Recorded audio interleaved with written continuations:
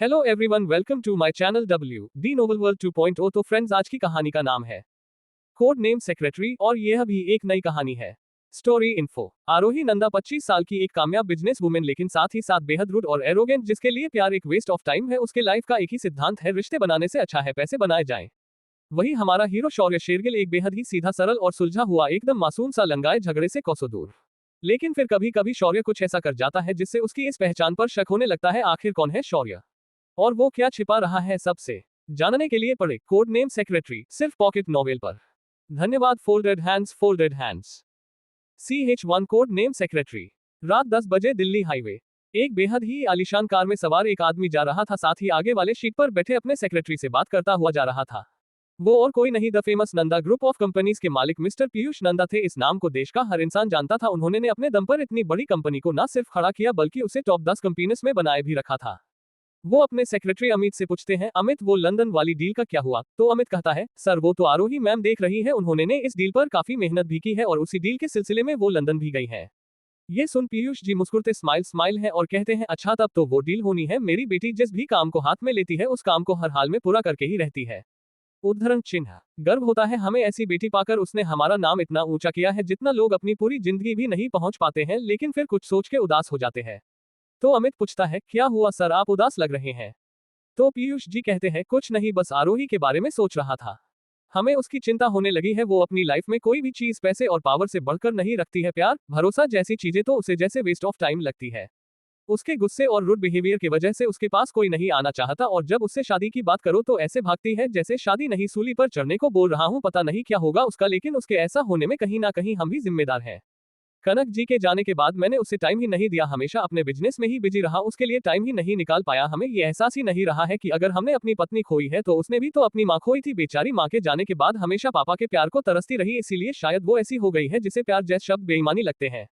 पता नहीं क्या होगा उसका अब तो। बस भगवान से यही दुआ मांगता हूँ कि बस उसे ये एहसास हो जाए कि पैसा और पावर के अलावा भी कई चीजें हैं दुनिया में जिन्हें अहमियत देनी है। मैं नहीं चाहता जो गलती मैंने की वही गलती वो भी करे। जिस पर अमित कहता है, सर आप टेंशन मत लीजिए, भगवान ने उनके लिए भी कोई ना कोई भेजा होगा जो उन्हें ये एहसास करा सके कि प्यार कितना खूबसूरत एहसास है, जिस पर हम सब इंसान टिके हैं, जिसके बिना हमारा कोई वजूद नहीं है। हम चाहे कितना भी पैसा क्यों ना कमा ले, लेकिन घर पहुंचकर अगर कोई ये पूछने वाला भी ना हो कि कहीं आप थक तो नहीं गए, आज ज्यादा काम था क्या, तो उस पैसे का कोई मतलब नहीं है। तो पीयूष जी कहते हैं, भगवान करे जो तुम कह रहे हो वो सब सच हो, और फिर अपनी सोच में कहीं गुम हो जाते हैं। वहीं लंदन के एक होटल में, 23 माले की होटल में, एक लड़की जिसकी गहरी काली आंखें एकदम शांत, उनमें कोई भाव ही ना हो, जैसे खुले लंबे बाल, गुलाबी पनखुड़ी जैसे होंठ, बेहद ही खूबसूरत, मानो आसमान से उतर कर परी आए हो, खड़ी पूरे लंदन को देख रही थी। तभी पीछे से आवाज जाता है, मैं फाइल रेडी है और मीटिंग का टाइम भी हो चुका है, मिस्टर डेविड आपका रूम नंबर 213 में इंतजार कर रहे हैं। उद्धरण चिन्ह। तभी वो लड़की मुड़ती है, उसके चेहरे पर एक अलग कॉन्फिडेंस साफ साफ दिख रहा था। वो और कोई नहीं, हमारी हीरोइन आरोही नंदा थी। 25 साल की एक बेहद कामयाब बिजनेस वुमन। उसने अपनी जिंदगी में अब तक वो हासिल कर लिया था जो बाकी लोग अपनी पूरी जिंदगी लगाकर भी नहीं पाते हैं।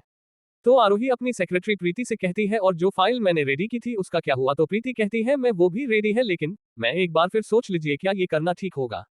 तो आरोही कहती है, हमें इससे कोई फर्क नहीं पड़ता है, हमें किसी भी हाल में ये प्रोजेक्ट चाहिए, उसके लिए हमें कुछ भी करना पड़े तो करेंगे। ये कहकर वो दोनों लोग रूम नंबर 213 में चले जाते हैं, जहां उनका इंतजार मिस्टर डेविड कर रहे थे। आरोही वहां जाते ही अपना प्रेजेंटेशन देने लगती है। वो इतने कॉन्फिडेंस से अपना प्रेजेंटेशन देती है एक बार को तो मिस्टर डेविड भी हैरान रह जाते हैं। लेकिन मिस्टर डेविड वहां बस नाम मात्र के लिए ही बैठे थे। दरअसल उन्होंने ये प्रोजेक्ट अपने छोटे भाई प्रिंस के कहने पर जॉनसन को देने का वादा किया था।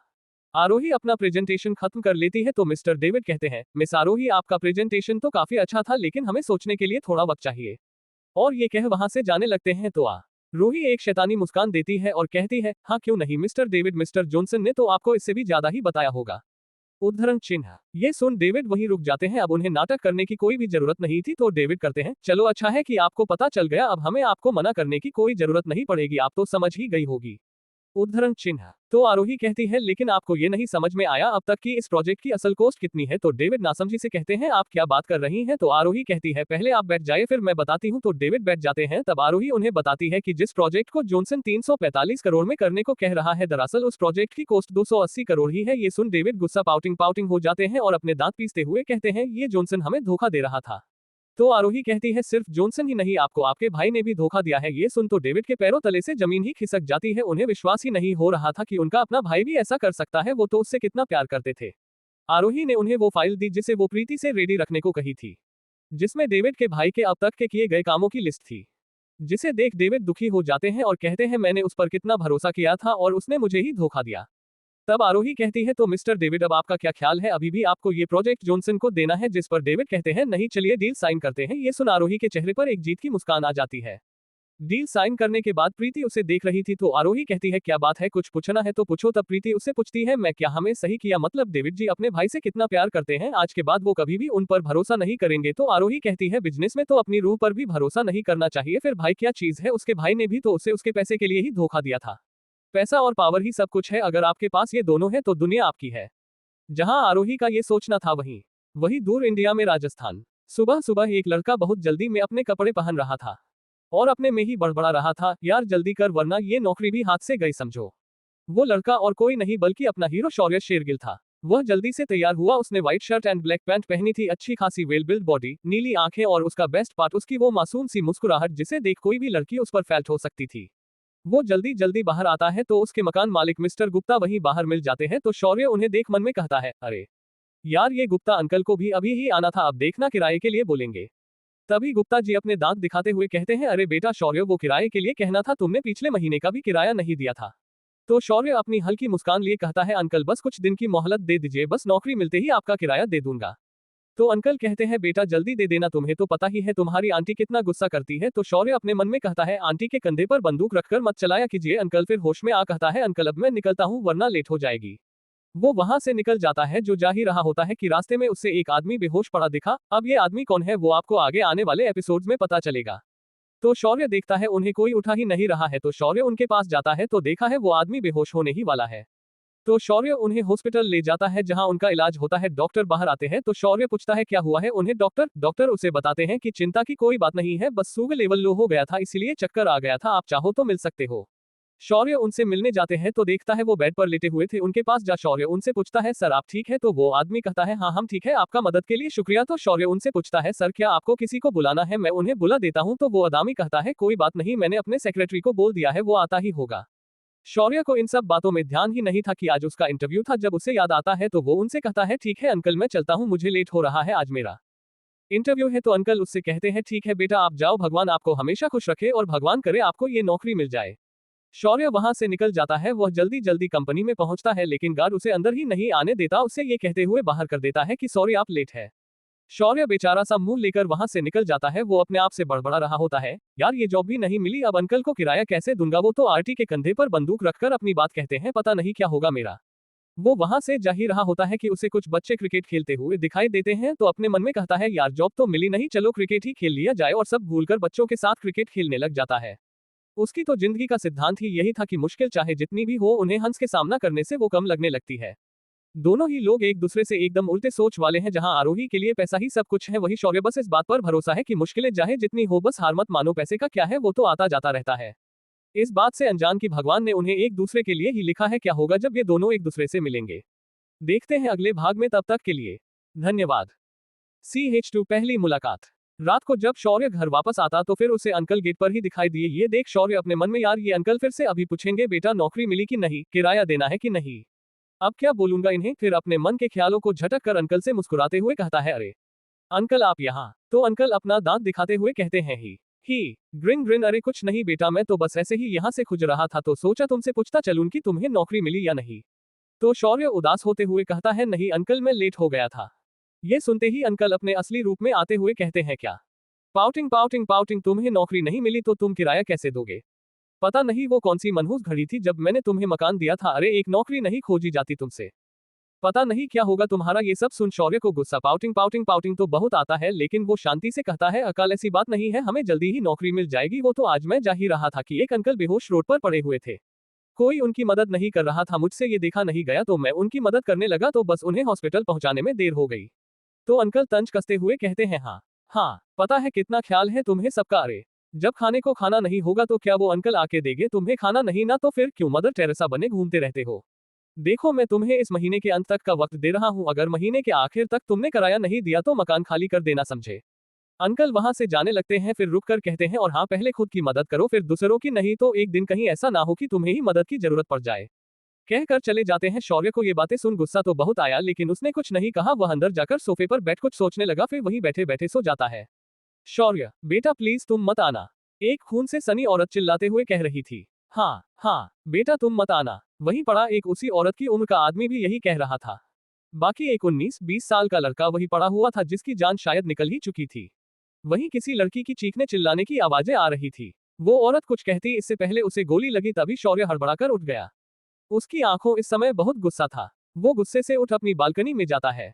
वहां खड़ा गहरी सांसें लेता है और एक सिगार चला लेता है। इस वक्त उसका वो मासूम सा दिखने वाला चेहरा किसी निर्जीव इंसान की तरह लगा रहा था, जिसमें कोई भाव नहीं थे।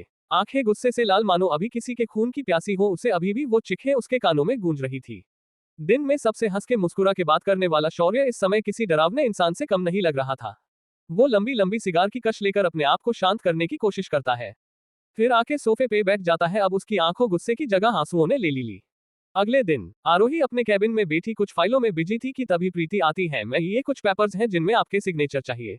आरोही उन पेपर्स को ध्यान से पढ़ उन पर साइन कर देती है, फिर पूछती है तुमने अपनी जगह किसी को सेलेक्ट किया या नहीं, जाने से पहले ये काम करना नहीं भूलना। तो प्रीति कहती है जी मैम, मैंने एड्स दे दिए थे, बहुत से लोगों ने अप्लाई किया है, उनमें से सेलेक्ट कर उनका इंटरव्यू होना बाकी है, 2-3 दिन में वो भी हो जाएगा। दरअसल प्रीति को सिंगापुर की ब्रांच का हेड बना दिया गया था, तो उसे वहां जाना था, लेकिन जाने से पहले उसे अपनी जगह किसी को सेलेक्ट करना था ताकि आरोही का काम ना रुके। तो आरोही उससे कहती है ठीक है, और सुनो वहां सिंगापुर में अच्छे से काम करना, मुझे तुमसे बड़ी उम्मीदें हैं। तो प्रीति कहती है जरूर मैम, मैं अपना 100% देने की कोशिश करूंगी। ऐसे ही 2 दिन निकल जाते हैं। अगले शौर्य को आज आरोही की कंपनी में इंटरव्यू के लिए जाना था। वो खुश था कि उसे इतनी बड़ी कंपनी से कॉल आया था। वो जल्दी से घर से निकलता है ताकि सही समय से पहुंच सके। रास्ते में जाते समय जब मंदिर पड़ा तो शौर्य वहां रुक भगवान से प्रार्थना करने लगा कि भगवान आज मुझे ये नौकरी मिल जाए तो मैं 2 किलो लड्डू चढ़ाऊंगा। वो वहां से जा ही रहा होता है कि उसे संजय जी मिल जाते हैं। संजय जी एक रिटायर्ड पुलिस वाले थे जिनके पैरों में अक्सर दर्द रहता था। वो जब शौर्य को देखते हैं तो मुस्कुरा देते हैं। वो शौर्य को काफी पसंद करते थे, क्यों अंकि एक वो ही था जो उनके इस पड़ाव पर उनके सुख दुख सुनता था। शौर्य उन्हें नमस्ते करते हुए कहता है अंकल कैसे हैं आप, और आपके पैरों का दर्द कैसा है। जिस पर संजय जी कहते हैं अरे एक एक करके सवाल कर, मैं सवाल भूल जाता हूँ। फिर हंसकर कहते हैं बेटा हम ठीक है, हमारे पैरों के दर्द में भी आराम है, तुमने जो दवाई दी थी उससे लगाने से बहुत आराम मिलता है। फिर पूछते हैं बेटा तुम कहीं जा रहे हो क्या। तब शौर्य को याद आता है कि उसका आज इंटरव्यू है, तो शौर्य हड़बड़ी में वहां से जाते हुए कहता है अंकल आज मेरा इंटरव्यू है, मुझे आशीर्वाद दीजिएगा कि मेरा सिलेक्शन हो जाए। तो अंकल कहते हैं क्योंकि बेटा तुम्हारा आज सिलेक्शन जरूर होगा। फिर शौर्य वहां से निकल जाता है।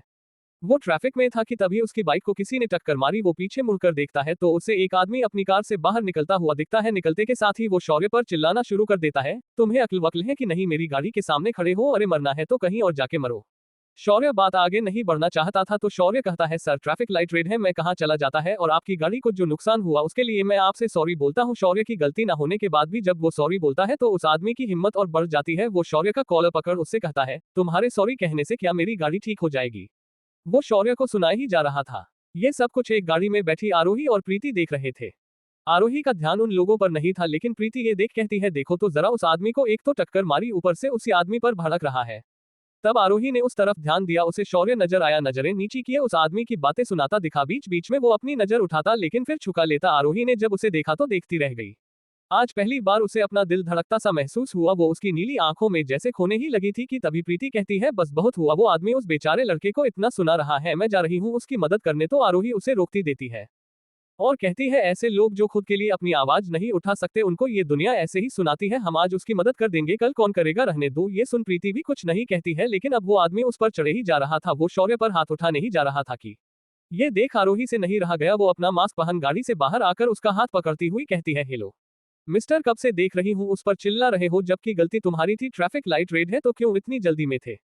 फिर बाकी सब की तरफ देखकर और आप सब खड़े होकर तमाशा देख रहे हैं, ये आदमी इन पर चिल्लाए जा रहा है, आप सब कुछ नहीं कर रहे हैं। शौर्य तो बस खड़ा उस मास्क वाली लड़की को देखे जा रहा था। उसे उसका चेहरा तो नहीं देख रहा था, लेकिन उसी वो गहरी काली आंखें उसे जैसे अपनी ओर खींच रही थी। फिर सबकी नजर उसे आदमी पर गई। ये देख वो आदमी गुस्से से है, लड़की ये हमारा पर्सनल मैटर है, तुम्हें बीच में पड़ने की जरूरत नहीं है। तो आरोही कहती है बेशक ये तुम्हारा पर्सनल मैटर है, लेकिन ये रोड पब्लिक की है, रुको तुम, मैं अभी पुलिस को फोन करती हूँ, फिर वही इस मामले को सुलझाएगी। पुलिस की बात सुन वो आदमी घबराने लगता है और घबराते हुए कहता अच्छा ठीक है, पुलिस को बुलाने की जरूरत नहीं है, मैंने इस माफ किया। तो आरोही कहती है तुम कौन होते हो इसे माफ करने वाले, तुम इससे माफी मांगो अभी, नहीं तो मैं पुलिस को फोन करती हूँ, वही यहाँ का मामला सुलझाएगी। वो आदमी पुलिस के नाम से घबराते हुए जल्दी से सॉरी बोल वहां से निकल जाता है। शौर्य तो अभी भी उन आंखों में ही खोया हुआ था। फिर अपना सिर झटक कर वो आरोही से कहता है, थैंक यू, आपने मेरी मदद की। तो आरोही तंज भरी हंसी हंसते हुए कहती है, किस बात का थैंक यू, तुम जैसे लोग जो अपने लिए खड़े तक नहीं हो सकते जिंदगी में सिर्फ सबको सॉरी एंड थैंक यू ही बोलते रहोगे आज मुझे कल किसी और को। शौर्य को ये सुन बुरा तो लगता है लेकिन वो कुछ नहीं कहता, बस अपना सिर झुका लेता है। ये देख आरोही को और गुस्सा आता है। वो गुस्से से कहती है, जब गलती नहीं हो तो अपना सिर नहीं झुकाना चाहिए वरना दुनिया तुम्हारे सिर को कुचलकर आगे बढ़ जाएगी। अपने लिए आवाज उठाना सीखो वरना जिंदगी भर लोगों को सॉरी एंड थैंक यू ही बोलते रहोगे। और बोल वहां से अपनी गाड़ी में आकर बैठ जाती है। शौर्य तो बस उसे जाते हुए देखता रह जाता है और मन में कहता है, यार क्या लड़की थी ये, कितनी रुड थी, लेकिन दिल की साफ है। वही गाड़ी में प्रीति आरोही को देखे जा रही थी और मन में जब मैं मदद के लिए जा रही थी तो मना कर दिया और खुद उसकी मदद के लिए चली गई। आरोही खुद पर पड़ती नजर महसूस करती है तो बिना नजर उठाए कहती है, मुझे घुना हो गया हो तो सामने देखो प्रीति। ये सुन प्रीति सामने देखने लगती है। उसके मन में सवाल तो बहुत थे लेकिन पूछने की हिम्मत नहीं थी।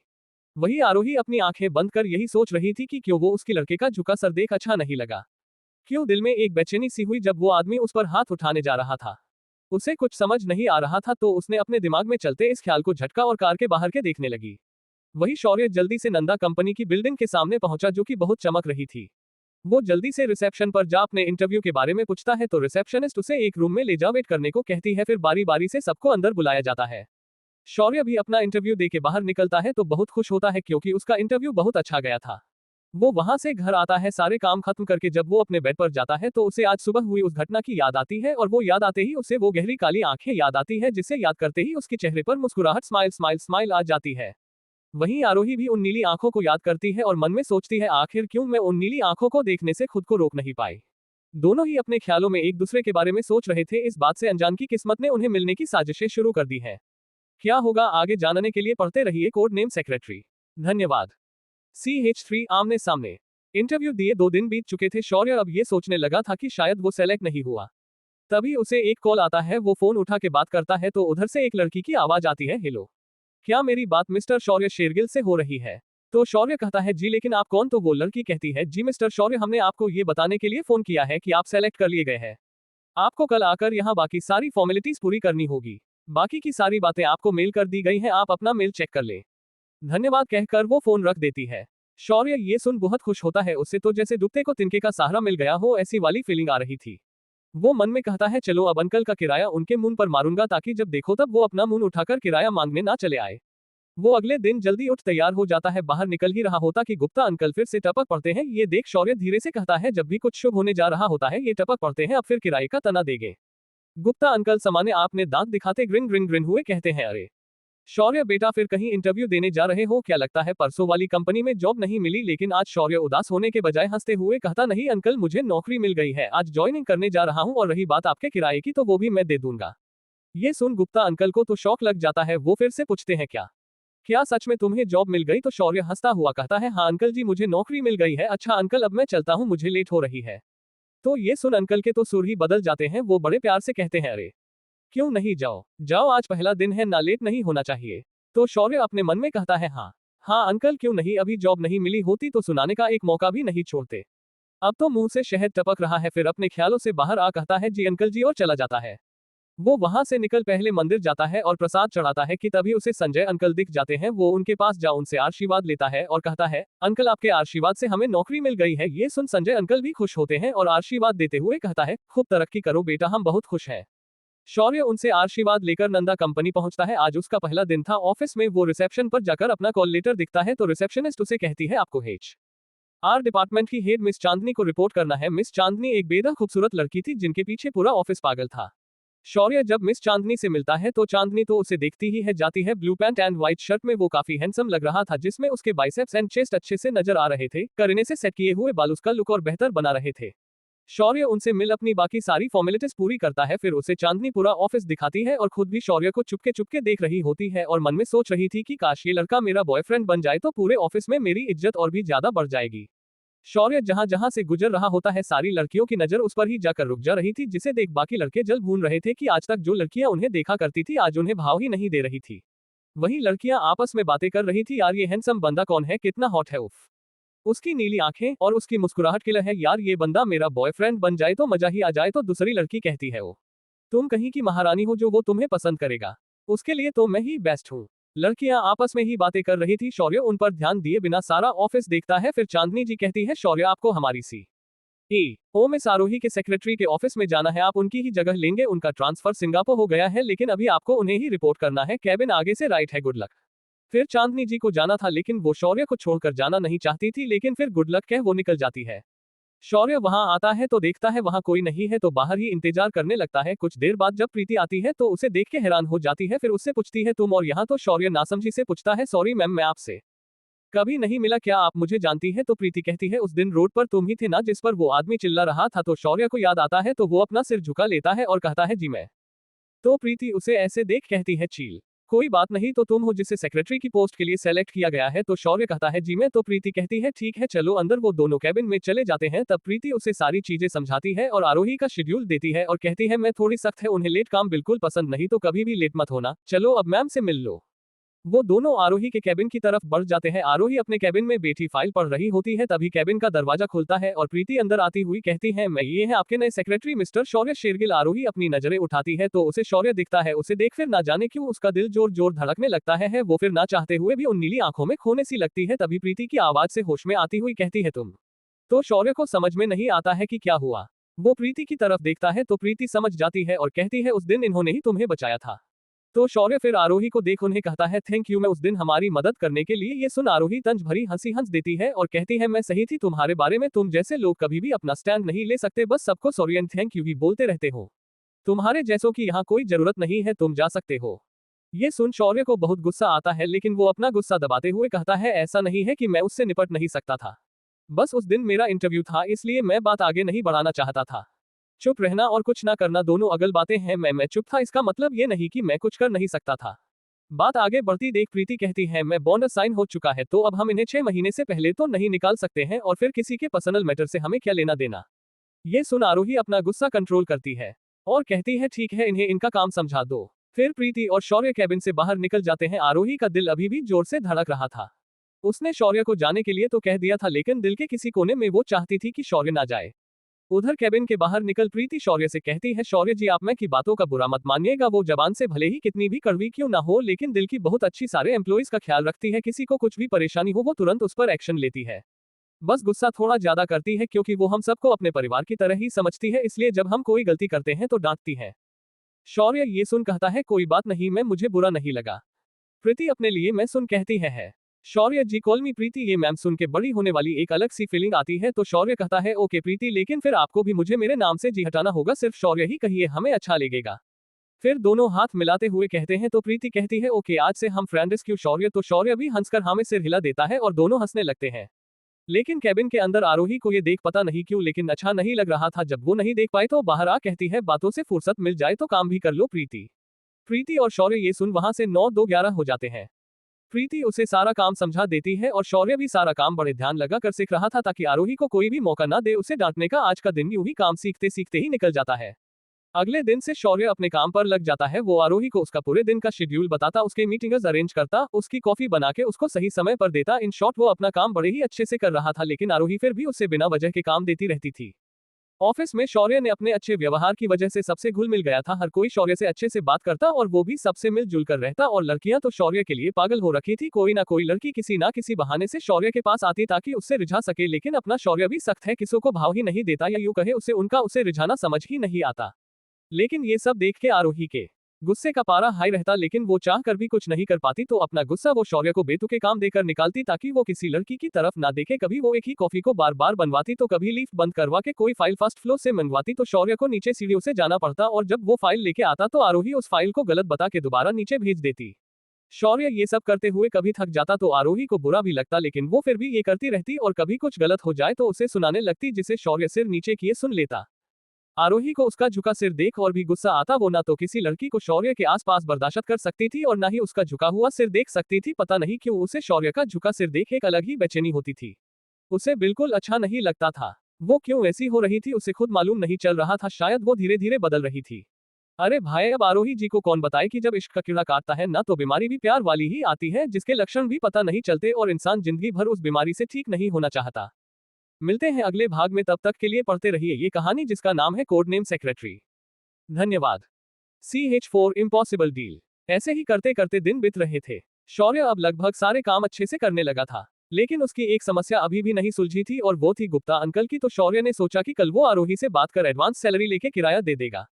अगले दिन आरोही और प्रीति किसी प्रोजेक्ट को लेके कुछ बातें कर रही होती है कि शौर्य कैबिन में आता है और कहता है, मैम ये इन पेपर्स पर साइन चाहिए थे। तो आरोही उसे बिना देखे साइन कर देती है, क्योंकि वो जब भी उसकी तरफ देखती थी तो उसकी नीली आंखों में ही खो जाती थी। उसे समझ ही नहीं आ रहा था अपना बिहेवियर, तो उसने उसे एवॉइड करना शुरू कर दिया। लेकिन आज शौर्य कैबिन से बाहर नहीं गया तो प्रीति ने पूछा, क्या हुआ शौर्य, कुछ काम था? तो शौर्य आरोही की तरफ देख कहता है, वो आरोही में से कुछ रिक्वेस्ट करनी थी। उद्धरण चिन्ह। अब आरोही उसे नजरें उठाकर देखती है तो आज शौर्य ने आज ग्रे कलर की पैंट पर ब्लैक शर्ट पहन रखी थी, जिसमें वो काफी हैंडसम लग रहा था। ऊपर से उसकी आंखें और मुस्कुराहट को देख आरोही फिर से खुद को उसकी तरफ देखने से रोक नहीं पाई। फिर शौर्य कहता है, मैं वो, क्या मुझे सैलरी एडवांस में मिल सकती है? दरअसल मुझे कुछ काम था। तो आरोही तंज भरे स्वर में कहती है, अभी तुम्हें काम करते हुए 1 महीना भी नहीं हुआ और सैलरी एडवांस में चाहिए? कहीं सैलरी लेके भागने का इरादा तो नहीं? कहीं ऐसा तो नहीं सोच रहे कि यहाँ काम नहीं हो पा रहा तो सैलरी लेके आना ही बंद कर दूं? शौर्य को गुस्सा तो बहुत आता है, लेकिन वो अपना गुस्सा पाउटिंग दबाते हुए कहता है, ऐसा मैंने कभी नहीं सोचा। मुझे सैलरी इसलिए चाहिए ताकि मैं अपने घर का रेंट दे सकूं। वो लैंडलॉर्ड बहुत तंग करता है किराए के लिए। तो प्रीति कहती है, लेकिन शौर्य ऐसे कैसे तुम्हें एडवांस सैलरी मिल सकती है? तुम्हें काम करते हुए 1 महीना भी नहीं हुआ है। तो शौर्य कुछ कहता है, इससे पहले आरोही कहती है, ठीक है, तुम्हें सैलरी एक ही कंडीशन में मिल सकती है। तो शौर्य खुश होते हुए पूछता है, क्या कंडीशन है? मैं तो आरोही हंसते ग्रिन ग्रिन हुए कहती है कि प्रे करो कल की डील हो जाए तो तुम्हें तुम्हारी सैलरी मिल जाएगी। अब जाओ मनाओ मिस्टर मल्होत्रा को कि वो डील साइन कर ले। कह के मुस्कुरा देती है। ये देख शौर्य चिढ़ जाता है, लेकिन बिना कुछ कहे अपना सिर झुकाए वहां से चला जाता है। तो प्रीति कहती है, मैं ये क्या किया? उसे जरूरत है पैसों की तो आपने ऐसी शर्त क्यों रखी, जबकि आपको भी पता है कि वो मल्होत्रा कितना टेढ़ा आदमी है? आरोही कहती है, पता है, लेकिन उसे भी तो पता चलना चाहिए कि पैसा कमाना इतना आसान भी नहीं है। तो प्रीति वहां से जाने लगती है तो आरोही उसे रोकते हुए कहती है, सुनो, उसे एडवांस दे देना। फिर नजर चुराते हुए कहती है, और वो मेरा जो साइन अपार्टमेंट में फ्लैट खाली है उसकी चाबी उसे देना। तो प्रीति उसे आंखें फाड़े फ्लश देखने लगती है और मन में सोचने लगती है कि क्या अभी अभिमन्यु ने उसे ज्ञान नहीं दिया था कि पैसे कमाना इतना आसान नहीं है और अभी उसे फ्लैट दे रही है। तो आरोही अपनी सफाई देते हुए कहती है, अरे वो फ्लैट खाली पड़ा है तो कम से कम उसकी सफाई हो जाएगी और मैं नहीं चाहती कि मेरे कंपनी के आदमी को कोई दूसरा सुनाए, बस इसलिए। तो प्रीति अपनी हंसी टंग आउट छुपाते हुए कहती है, जी मैं, और कहकर चली जाती है। उसके जाते ही आरोही अपना सिर टेबल पर दे मारती हुई कहती है, क्या कर रही है? आरोही उसके सामने आते ही क्या हो जाता है? तुझे खुद पर काबू क्यों नहीं रहता है तेरा? ऐसा ही चलता रहा तो किसी दिन बुरा फंसेगी तू। पूरा दिन ऐसे ही निकल जाता है। अगले दिन आरोही बैठी मल्होत्रा की फाइल पढ़ रही थी कि तभी आवाज आती है, क्या बात है डार्लिंग, ऑफिस में क्या कहकर सबको डरा रखा है? और कहकर हंसने ग्रिन ग्रिन ग्रिन लगती है। आरोही ऊपर सिर करके देखती है तो वहां जिया खड़ी होती है। जिया आरोही की दोस्त है जो उसकी कंपनी के PR डिपार्टमेंट की हेड है, जो कुछ दिनों के लिए बाहर गई थी और आते ही आरोही को परेशान करने चली आई। उसे आरोही को परेशान करने में बड़ा मजा आता है। तो आरोही अपना सीरियस फेस लिए कहती है, देख यार, अभी परेशान मत कर, वो मल्होत्रा की मीटिंग होने वाली है, बस उसी के लिए तैयार कर रही हूँ। तो जिया समाने बैठते हुए कहती है, तो इसमें नया क्या है? हर बार की तरह ये प्रोजेक्ट भी तुझे ही मिलेगा, तू परेशान क्यों होती है? वो दोनों बातें कर ही रही होती है कि शौर्य कैबिन में आता है और कहता है, मैम वो मल्होत्रा कंपनी के डायरेक्टर आ चुके हैं। जिया जब शौर्य को देखती है तो आरोही से पूछती है, ये हैंडसम बंदा कौन आ गया तुम्हारी बोरिंग कंपनी में? फिर अपना हाथ आगे करके कहती है, हाय हैंडसम, मैं जिया, यहाँ की PR डिपार्टमेंट की हेड। जिया का इस तरह से शौर्य से बात करना आरोही को अच्छा नहीं लग रहा था। उसे पता नहीं क्यों जिया पे गुस्सा आ रहा था। शौर्य अपने लिए हैंडसम शब्द सुन शर्माने लगता है, फिर शर्माते हुए कहता है, मैं आरोही में का नया सेक्रेटरी हूँ शौर्य। तो जिया कहती है, चलो एक काम तो अच्छा किया आरोही ने कि एक हैंडसम सेक्रेटरी रख लिया, अब मेरा भी मन लगा रहेगा ऑफिस में, वरना तो हमेशा इसकी सड़ी शक्ल ही देखनी पड़ती थी। ये सुन शौर्य मुंह दबा के हंसने टंग आउट लगता है। तो आरोही जिया से कहती है, शट अप। जिया और उसे हंसते देख आरोही अपना गुस्सा दबाते हुए कहती है, हंसना हो गया हो तो जाओ और मीटिंग की तैयारी करो। ये सुन शौर्य वहां से चला जाता है। उधर मीटिंग मार्केटिंग हेड मिस्टर चड्डा जी मीटिंग को लीड कर रहे थे। कुछ देर बाद आरोही और जिया साथ में मीटिंग रूम में बने ग्लास से मीटिंग देखने लगती है, साथ ही शौर्य और प्रीति भी थे। उधर मीटिंग में मल्होत्रा अपने ही चोर में था। वो प्राइज नेगोशिएशन करते हुए कहता है, देखिए चड्डा साहब, 175 करोड़ तो बहुत ज्यादा है, हम ये डील 150 करोड़ में ही साइन कर पाएंगे। आपको करना है तो बताइए, वरना हमारे पास और दूसरे भी ऑप्शन है, वो तो हम आरोही मैडम को जानते हैं इसलिए आपके पास आए हैं, वरना शेखावत जी तो 135 करोड़ ही ऑफर कर रहे थे। ये सुन ग्लास के पीछे जिया गुस्से से कहती है, देखो तो इसे बोल तो ऐसे रहा है जैसे डील साइन करके हम पर एहसान करेगा, क्लाइंट ना होता तो इसका तो मैं मुंह तोड़ देती अब तक, घमंडी कहीं का। उधर मल्होत्रा अभी भी अपनी बात पर अड़ा हुआ था और बार बार डील साइन ना करने की धमकी दे रहा था। ये देख आरोही भी अब थोड़ा परेशान होने लगी थी। शौर्य बहुत देर से मल्होत्रा को ध्यान से देख रहा था। कुछ देर तक देखने के बाद वो मुस्कुरा देता है। फिर कुछ देर बाद वो उस रूम से निकल गया। ये देख आरोही को और गुस्सा आ गया। फिर जब कुछ देर बाद वो वापस आया तो गुस्से से आरोही ने पूछा, कहाँ गए थे तुम? तुम्हें दिख नहीं रहा यहाँ कितनी इंपॉर्टेंट मीटिंग चल रही है? तो शौर्य कहता है, मैम वो कुछ काम से गया था। तो आरोही और गुस्साते हुए कहती है, मीटिंग से जरूरी तुम्हारे लिए और कौन सा काम हो सकता है? तुम इतने गैर जिम्मेदार कैसे हो सकते हो? वो शौर्य को सुनाई ही जा रही थी, या यूं कहे कि डील साइन होने में देरी का गुस्सा वो शौर्य पर निकाल रही थी। शौर्य को ये सब सुन गुस्सा तो बहुत आता है, लेकिन आरोही को कुछ कह नहीं पाता। ये देख जिया कहती है, आरोही तुम उस पर गुस्सा क्यों निकाल रही हो? डील साइन नहीं हो रही, इसमें इसका क्या कसूर? उधर अब मिस्टर चड्डा भी परेशान हो चुके थे, क्योंकि आज तक उन्होंने ने जो भी डील अपने हाथ में ली थी उसे पूरा किया था, लेकिन ये आदमी तो हिलने का नाम ही ले रहा है। तो वो लास्ट ऑफर 165 करोड़ का देते हैं और कहते हैं, देखिए मल्होत्रा साहब, हम इससे नीचे नहीं जा सकते हैं। तो मल्होत्रा कहता है, फिर तो ये डील हम साइन नहीं कर पाएंगे। फिर अपने सेक्रेटरी से कहता है, वो शेखावत जी से बात करो और डील साइन करने के लिए कहो। ये सुन चड्डा जी घबराते हुए कहते हैं, देखिए सर, आप 1 मिनट रुक जाए, हम आरोही में से बात करके बताते हैं। तो मल्होत्रा कहता है, ठीक है, आप बात कर लीजिए, वरना हम डील शेखावत जी के साथ साइन कर लेंगे। चड्डा जी मीटिंग रूम से निकल आरोही के पास जाते हैं और कहते हैं, मैं ये आदमी तो अपनी ही बात पर अड़ा हुआ है, हिलने का नाम ही नहीं ले रहा, क्या करे? ये 150 करोड़ में डील साइन करने को कह रहा है, जबकि अगर हम 160 करोड़ से नीचे गए तो हमें नुकसान उठाना पड़ सकता है। ये सब बातें सुन शौर्य कहता है, मैं ये डील हैंडल करूं? ये सुन सब हैरान हो जाते हैं और चड्डा जी ये बात अपने ईगो पर ले लेते हैं। फिर हंसते हुए कहते हैं, तुम तो वो नए सेक्रेटरी हो ना? पता है, मैं ये काम पिछले 25 सालों से कर रहा हूं और कल के आए हुए तुम डील साइन करवाओगे, वो भी इसके जैसे आदमी से। ये सुन वहां चड्डा जी के साथ खड़े आदमी हंसने लगते हैं। तो जिया शौर्य की तरफ से कहती है, इसका इन सब ये क्या लेना देना? बात अगर डील साइन की है तो शौर्य को भी मौका मिलना चाहिए ना? ये सुन आरोही शौर्य को देखती है और कहती है, ठीक है, जाओ, एक कोशिश तुम भी कर लो, लेकिन याद रखना कि अगर ये डील तुम साइन नहीं करवा पाए तो अपना एडवांस भूल जाना और अपना इस्तीफा मेरे टेबल पर रख देना। ये सुन जिया फिर कहती है, ये क्या है आरोही, तुम उस पर मेंटल प्रेशर डाल रही हो? तो आरोही कहती है, शर्त अगर मंजूर है तो जाओ। यह सुन शौर्य एक हल्की सी मुस्कान देता है और कहता है, ठीक है, और कहकर चला जाता है और जाकर मल्होत्रा के सामने बैठ जाते हैं और कहता है, हेलो मिस्टर मल्होत्रा, मैं आरोही मैं का सेक्रेटरी शौर्य, अब ये डील मैं हैंडल करूंगा। तो ये सुन मल्होत्रा कहता है, जी कोई भी ये डील करे, बात तो वही है कि हम ये डील 150 करोड़ में ही साइन करेंगे, इससे ज्यादा में नहीं। ये सुन शौर्य हल्का सा मुस्कुरा स्माइल देता है। अब उसके चेहरे पर वो मासूमियत नहीं थी जो हमेशा होती है, उसके अंदर एक अलग कॉन्फिडेंस आ जाता है जिसे सब नोटिस करते हैं। आरोही को ये देख बहुत अच्छा लगता है। शौर्य कहता है, देखिए मिस्टर मल्होत्रा, आप तो जानते ही है कि हमारा माल मार्केट में बेस्ट है, इसलिए आप शेखावत जी के पास ना जाकर यहाँ हैं। तो चड्डा जी ने जो ऑफर दिया उसे भूल जाए, हमारा ऑफर अभी भी वही है, 175 करोड़ है। ये सुन ग्लास के उस पार सब हैरान हो जाते हैं। ये देख चड्डा जी कहते हैं, ये लड़का पागल वागल तो नहीं हो गया है? जो आदमी 165 करोड़ में नहीं मान रहा है वो 175 करोड़ पर कैसे मानेगा? उधर मल्होत्रा ये सुन हंसता हुआ कहता है, बच्चे आरोही मैडम, लगता है इंसान पहचान करना भूल गई हैं जो तुम्हें ये डील साइन करने को भेज दिया। उद्धरण चिन्ह। फिर अपनी सेक्रेटरी से कहता है, शेखावत जी से बात करो, हम डील आज ही साइन करेंगे। ये सुन शौर्य निराश होने का नाटक करते हुए कहता है, ठीक है, फिर जब आप शेखावत जी के साथ ही ये डील साइन करना चाहते हैं तो गुड लक, और कहकर वहां से उठने लगता है। अब पूरी मीटिंग में पहली बार मल्होत्रा को घबराहट होती है। वो तुरंत कहता है, अरे तुम तो तुरंत उठने लगे, हमें सोचने का वक्त तो दो। ये सुन शौर्य मन ही मन मुस्कुराता है, लेकिन अपना फेस सीरियस बनाकर कहता है, देखिए मल्होत्रा साहब, हमें पता है आप ये डील हमारे साथ साइन नहीं करने वाले, तो अब बात करने का क्या मतलब है? ये सुन मल्होत्रा कहता है, अरे हमने कहा ना, हमें सोचने के लिए थोड़ा वक्त दो। तो शौर्य कहता है, देखिए 1 बजने वाले हैं, हमारे पास ज्यादा वक्त नहीं है और ना ही आपके पास, तो बताइए डील साइन करनी है या नहीं? क्या जवाब देंगे मल्होत्रा जी? क्या डील साइन हो पाएगी या शौर्य को अपना इस्तीफा देना पड़ेगा? देखते हैं अगले भाग में, तब तक के लिए धन्यवाद। CH5 गुप्ता अंकल की क्लास। इधर ग्लास पार किसी को कुछ समझ ही नहीं आ रहा था कि बाजी कहां और कैसे पलटी गई। चड्डा जी तो हैरान खड़े बस शौर्य को ही देखे जा रहे थे। तो जिया तंज कसते हुए कहता है, लगता है नया खून तर्जुबे पर भारी पड़ गया। ये सुन चड्डा शांति से अपने सिर नीचे झुका लेता है। वहीं आरोही अभी भी शौर्य को देखे जा रही थी। आज शौर्य उसे और भी ज्यादा अट्रैक्ट कर रहा था। उधर मीटिंग में शौर्य कहता है, जल्दी कीजिए मिस्टर मल्होत्रा, 1 बजने वाले हैं। मल्होत्रा कभी घड़ी देखता तो कभी शौर्य की तरफ। उधर शौर्य एक बार भी जल्दी करने को कहता है। मल्होत्रा कंफ्यूज हो चुका था कि क्या करे क्या ना करे। उधर शौर्य बार बार उसे 1 बजने वाले हैं 1 बजने वाले हैं कहकर उन पर जोर डाल रहा था। उन्हें समझ नहीं रहा था कि क्या करे, तो उन्होंने हाँ कर दी। ये सुन शौर्य तुरंत उनसे कहता है, ओके, अब बाकी की सारी फॉर्मेलिटीज चड्डा जी देख लेंगे, आप प्लीज उनके साथ जाए। कहकर वहां से निकल जाता है। वही ग्लास के पीछे सब हैरान थे। उन्हें समझ नहीं आ रहा था कि जो आदमी अभी तक 165 करोड़ में भी मान नहीं रहा था, वो अचानक 175 करोड़ के लिए कैसे मान गया।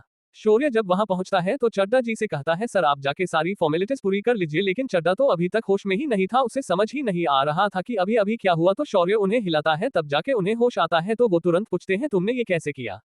मैं जब उसे मना रहा था तो वो नहीं माना, लेकिन तुम गए तो वो मान गया। आखिर तुमने ऐसा क्या कहा उससे जो वो तुरंत मान गया?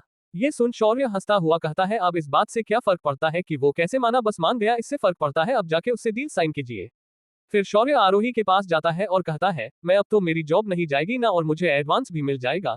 ये सुन आरोही को थोड़ी शर्मिंदगी महसूस होती है, जिसे वो अपने चेहरे पर आने नहीं देती है और वहां से ली जाती है। उसके जाते ही जिया, जो अब तक शांत थी, उछलती हुई कहती है, वो यार तुमने तो कमाल कर दिया, लेकिन तुमने ये किया कैसे? इसका जवाब तो आरोही भी जानना चाहती थी। वो जाती हुई रुक जाती है तो शौर्य कहता है, मैम आप आम खाए ना गुठलियां क्यों गिनती है? आरोही समझ जाती है कि वो कुछ नहीं बताएगा, इसलिए वो वहां से चली जाती है। तभी प्रीति उसे कहती है, शौर्य तुम्हारा एडवांस तुम्हारे अकाउंट में भेज दिया जाएगा, और फिर एक चाबी देती है, कहती है, यह तुम्हारे फ्लैट की चाबी, चूंकि तुम अब मैं के सेक्रेटरी हो तो अब से तुम्हें इसी फ्लैट में रहना है।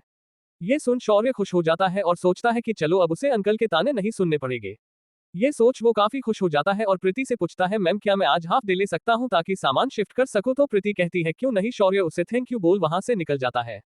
सब अपने काम में लग जाते हैं। मल्होत्रा से डील साइन हो जाती है। आरोही को बुरा लग रहा था, उसने शौर्य से बहुत गलत तरीके से बात की तो उसे सॉरी बोलने के लिए जाती है। लंच हो चुका था, इसलिए सब लंच करने कैफेटेरिया में जाते हैं। शौर्य भी अपना लंच करने वहां जाता है तो जिया भी वही आ जाती है और शौर्य के पास आकर उससे पूछती है, क्या मैं ये बैठ सकती हूँ? तो शौर्य कहता है, क्यों नहीं मैम, आप बिल्कुल बैठ सकती है। तो जिया वहां बैठी हुई कहती है, तो शौर्य कैसा लग रहा है तुम्हें हमारा ऑफिस? फिर हंसते हुए कहती है, दरअसल मैंने आरोही के बारे में इसलिए नहीं पूछा क्योंकि सब सेक्रेटरीज को उनके बॉस खड़ूस ही लगते हैं। तो शौर्य कहता है, ऐसा नहीं है, मैं सब बहुत अच्छे हैं और आरोही में भी बहुत अच्छी है, बस कभी कभी थोड़ा गुस्सा करती है। तो ये सुन जिया हंसने लगती है, फिर पूछती है, वैसे शौर्य तुम्हारे घर में कौन कौन है? तो शौर्य ये सुन अपना सिर नीचे झुकाते हुए कहता है, मैम मेरे घर में कोई नहीं है, सब लोग एक रोड एक्सीडेंट में नहीं रहे। ये सुन जिया उसे सॉरी कहती है, फिर बात बदलते हुए कहती है, वैसे शौर्य तुमने चड्डा जी कहा चेहरा देखा था, उनका चेहरा तो ऐसा लग रहा था जैसे उन्हें 440 वोल्ट का झटका लगा हो।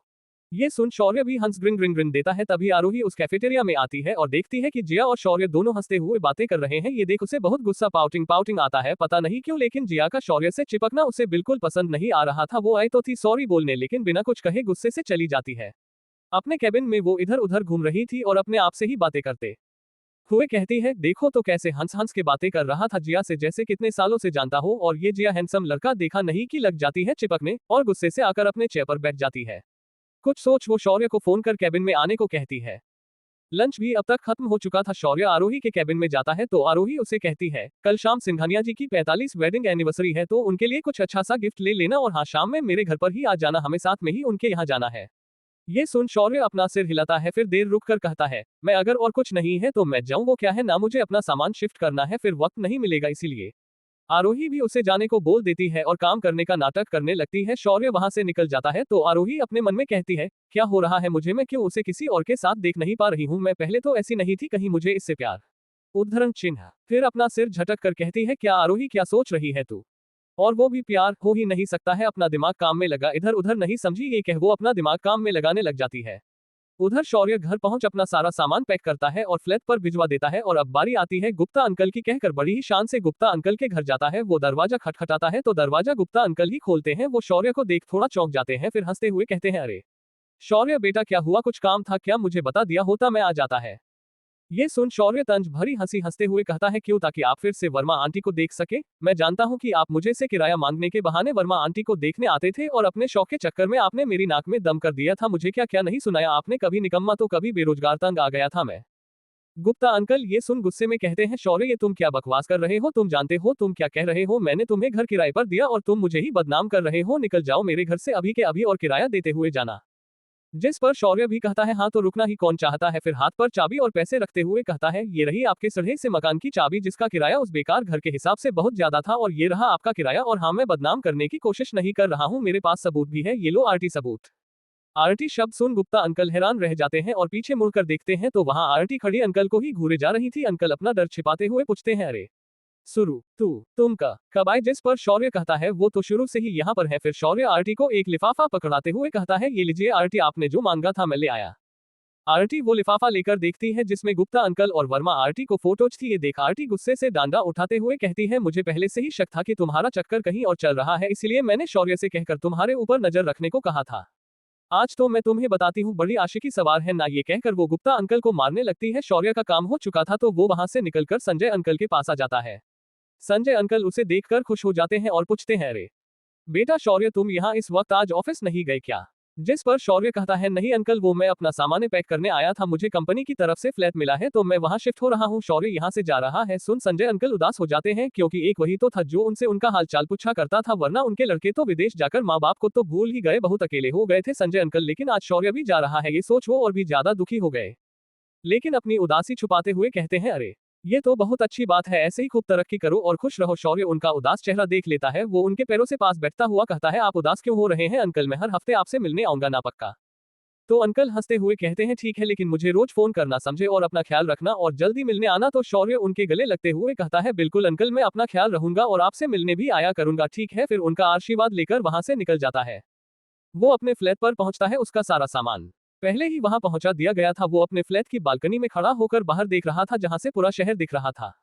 वो शहर को देख अपने आप से कहता है, अब तो आप खुश हैं ना पापा, आप ऐसा ही तो चाहते थे, एक अच्छी नौकरी, एक घर और परिवार के लिए टाइम। फिर कुछ सोचकर उसकी आंखों में आंसू आ जाते हैं और फिर अपने आप से कहता है, देखो ना पापा, आज आपके बेटे के पास सब कुछ है, लेकिन टाइम बिताने के लिए आप लोग ही नहीं हो, बहुत मिस कर रहा हूं पापा आप सबको, मैं आपका गुनहगार हूं, हो सके तो मुझे माफ कर देना पापा, इस जन्म में तो मैं आपका अच्छा बेटा नहीं बन सका, लेकिन अगले जन्म में जरूर एक अच्छा बेटा बनकर दिखाऊंगा, ये मेरा आपसे वादा है।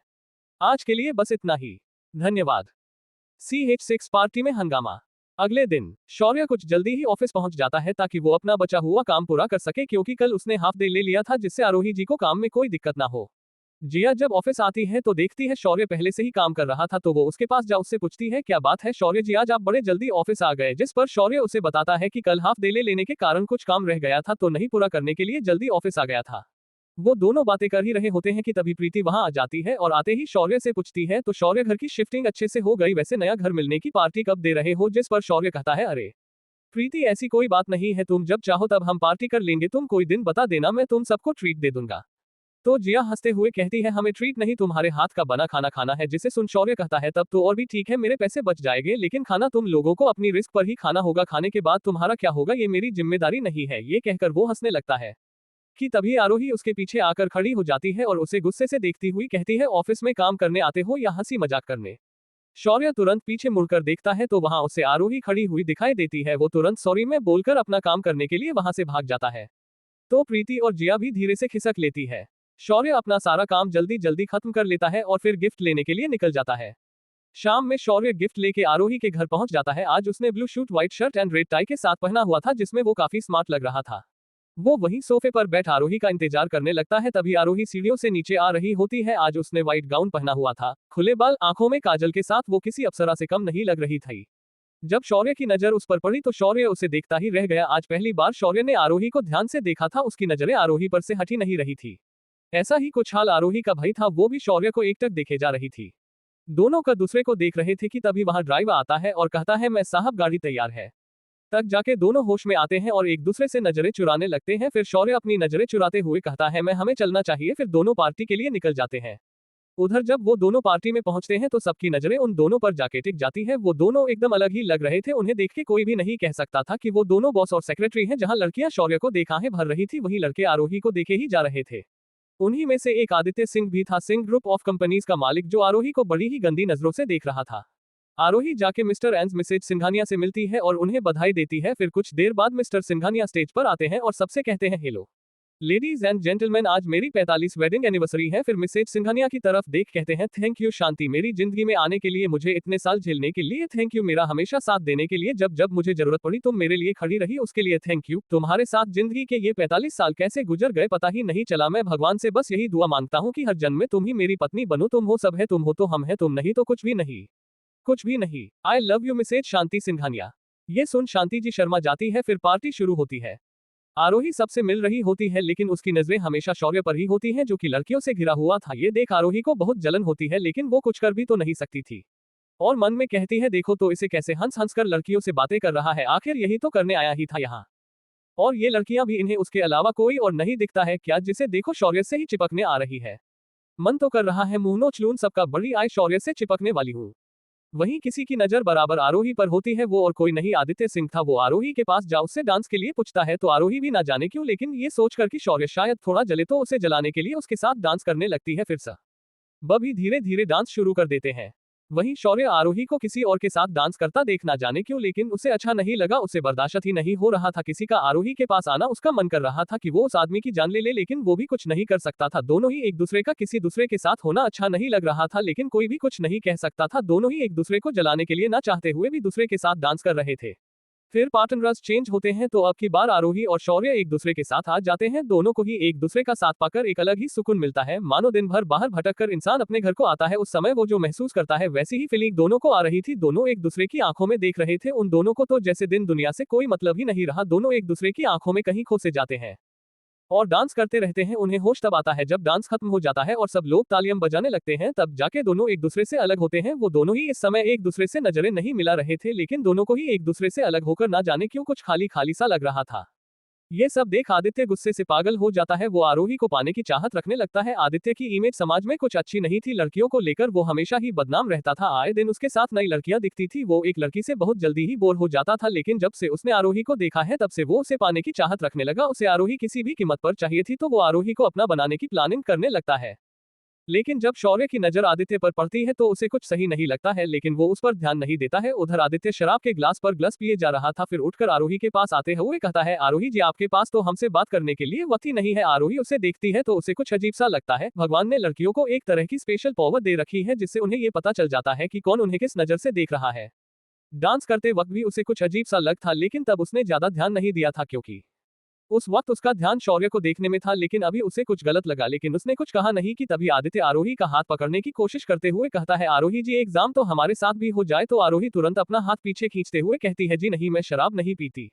ये सब होते हुए शौर्य देख रहा था, उसके आंखों में गुस्सा साफ साफ देखा जा सकता था। शुरू से ही शौर्य के आदित्य कुछ खास पसंद नहीं था, लेकिन उसकी ये हरकत आग में घी डालने का काम कर गई।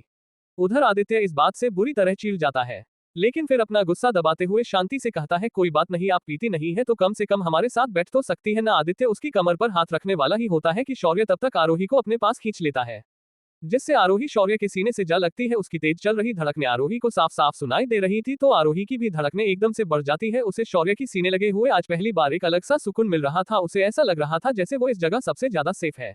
उधर शौर्य अपना गुस्सा दबाते हुए कहता है, सर जब मैं कह रही है कि वो शराब नहीं पीती तो फिर आप उनके साथ जबरदस्ती क्यों कर रहे हैं। आरोही को शौर्य के सीने लगा देख आदित्य पागल हो जाता है और गुस्से से कहता है, तेरी हिम्मत कैसे ही मुझसे बात करने की। तू जानता है मैं कौन हूँ, तेरी औकात नहीं है मेरे सामने खड़े होने की और तू मुझसे जबान लड़ा रहा है, चल हट। और फिर आदित्य आरोही को पकड़ने के लिए अपना हाथ आगे करता है, लेकिन शौर्य उसका हाथ पकड़ लेता है और गुस्से से कहता है, एक बार में समझ नहीं आ रहा कि मैम आपके साथ नहीं जाना चाहती है। फिर झटके से उसका हाथ छोड़ देता है, जिससे आदित्य थोड़ा लड़खड़ा जाता है। ये सब होता देख मिस्टर सिंघानिया वहां आ जाते हैं और पूछते हैं, यहाँ क्या हो रहा है। तो आदित्य कहता है, ये सेक्रेटरी मुझसे जबान लड़ा रहा है, मैंने आरोही जी से सिर्फ इतना कहा कि साथ बैठकर कुछ बातें करते हैं, लेकिन इससे ये देखा नहीं गया। फिर शौर्य कहता है, आप अगर सिर्फ बात करते तो कोई बात नहीं थी, लेकिन आप आरोही जी का हाथ पकड़ने की कोशिश कर रहे थे।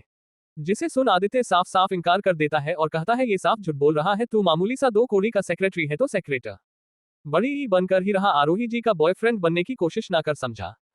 तो शौर्य कहता है, सेक्रेटरी हूँ इसीलिए इतनी शांति से बात कर रहा हूँ, नहीं तो ऐसी हरकत करने वालों का हाथ तोड़कर उनके दूसरे हाथ में दे चुका होता अब तक। और रही बात बॉयफ्रेंड होने की, तो लड़की जब मुसीबत में हो तो क्या उसे बचाने हमेशा उसका पिता, पति, भाई या बॉयफ्रेंड ही आए, ऐसा जरूरी तो नहीं, कभी कभी उनका नौकर भी आगे आ सकता है। ये सब होता हुआ आरोही देख रही थी, उसे शौर्य का उसके लिए लड़ना अच्छा लग रहा था। उसे अच्छा लग रहा था कि जो इंसान अपने लिए आवाज नहीं उठाता था आज वो उसके लिए किसी से लड़ रहा है। ये सब देख उसके मन में एक अलग ही गुदगुदी हो रही थी। उधर शौर्य गुस्से से आदित्य से कहता है, आज छोड़ रहा हूँ क्योंकि मैं सिंघानिया जी की पार्टी खराब नहीं करना चाहता, लेकिन अगली बार ऐसी हरकत की तो बात इतनी शांति से खत्म नहीं होगी। फिर खुद को शांत कर आरोही के पीछे खड़ा हो जाता है और उससे कहता है, मैं आई थिंक हमें चलना चाहिए, काफी देर हो रही है। आरोही एक बार आदित्य की तरफ देखती है जो कि शौर्य को गुस्से से घूरे जा रहा था, फिर वहां से निकल जाती है। सिंघानिया जी भी कुछ नहीं कह पाते क्योंकि वो भी आदित्य को अच्छी तरह जानते थे कि वो कितना कमीना इंसान है। अगर वो उनका बिजनेस पार्टनर ना होता तो वो उसे कभी भी अपनी पार्टी में नहीं बुलाते, तो वो भी वहां से शांति से चले जाते हैं। तो अब क्या करेगा आदित्य, कैसे बदला लेगा शौर्य से अपनी बेइज्जती का? जानन के लिए पढ़ते रहिए कोड नेम सेक्रेटरी। धन्यवाद। CH7 आरोही के दोस्तों से मुलाकात। दोनों उस पार्टी से निकल जाते हैं, आरोही को उसके घर छोड़ने जा रहा होता है। पूरे रास्ते दोनों कोई बात नहीं करते हैं। आरोही तो बस चोर नजरों से शौर्य को ही देखे जा रही थी, उसे रह रह के आदित्य की कही बात, क्या तुम इसके बॉयफ्रेंड हो, याद आ रही थी, जिसे याद करते ही उसके चेहरे पर मुस्कुराहट आ जा रही थी। दोनों आरोही के घर पहुंच चुके थे। आरोही अंदर जाने लगती है, फिर रुककर शौर्य से कहती है, थैंक यू आज के लिए तुमने जो किया उसके लिए मुझे अच्छा लगा, जिस तरह तुमने स्टैंड लिया, थैंक यू वंस अगेन। शौर्य ये सुन हल्का सा मुस्कुरा देता है, फिर गुड नाइट कह वहां से चला जाता है। दोनों ही एक दूसरे के बारे में सोचते सोचते सो जाते हैं। शायद दोनों ही के दिल में कुछ एहसासों ने जन्म तो ले ही लिया था, लेकिन दोनों ही अभी इस बात से अनजान थे।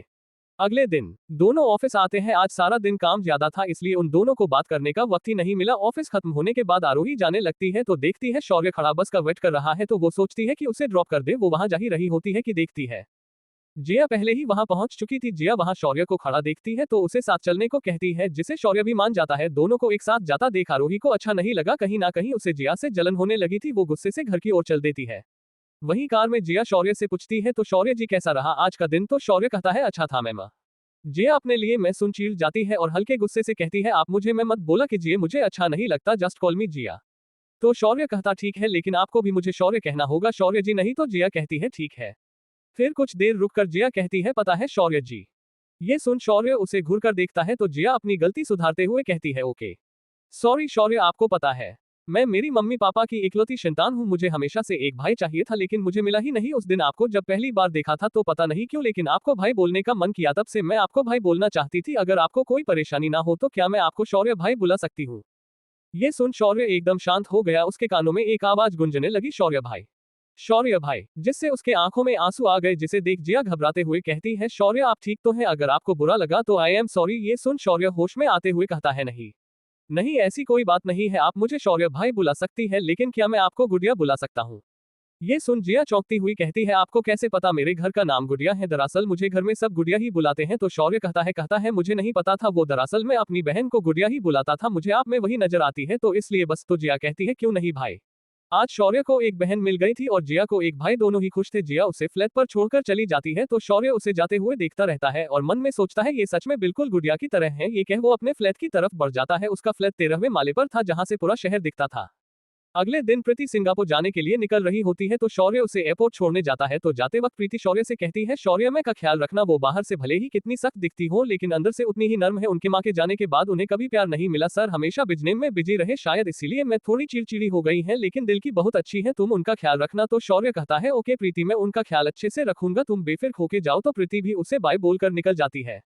वहां से शौर्य आरोही के साथ एक मीटिंग के लिए निकल जाता है। दोनों मीटिंग खत्म करके बाहर ही आते हैं। जब आरोही का फोन बजता है वो देखती है कि उसे जिया का कॉल आ रहा है। वो उसे कैफे मिलान में मिलने के लिए बुला रही थी, जहां उसके बाकी सारे दोस्त भी आने वाले थे।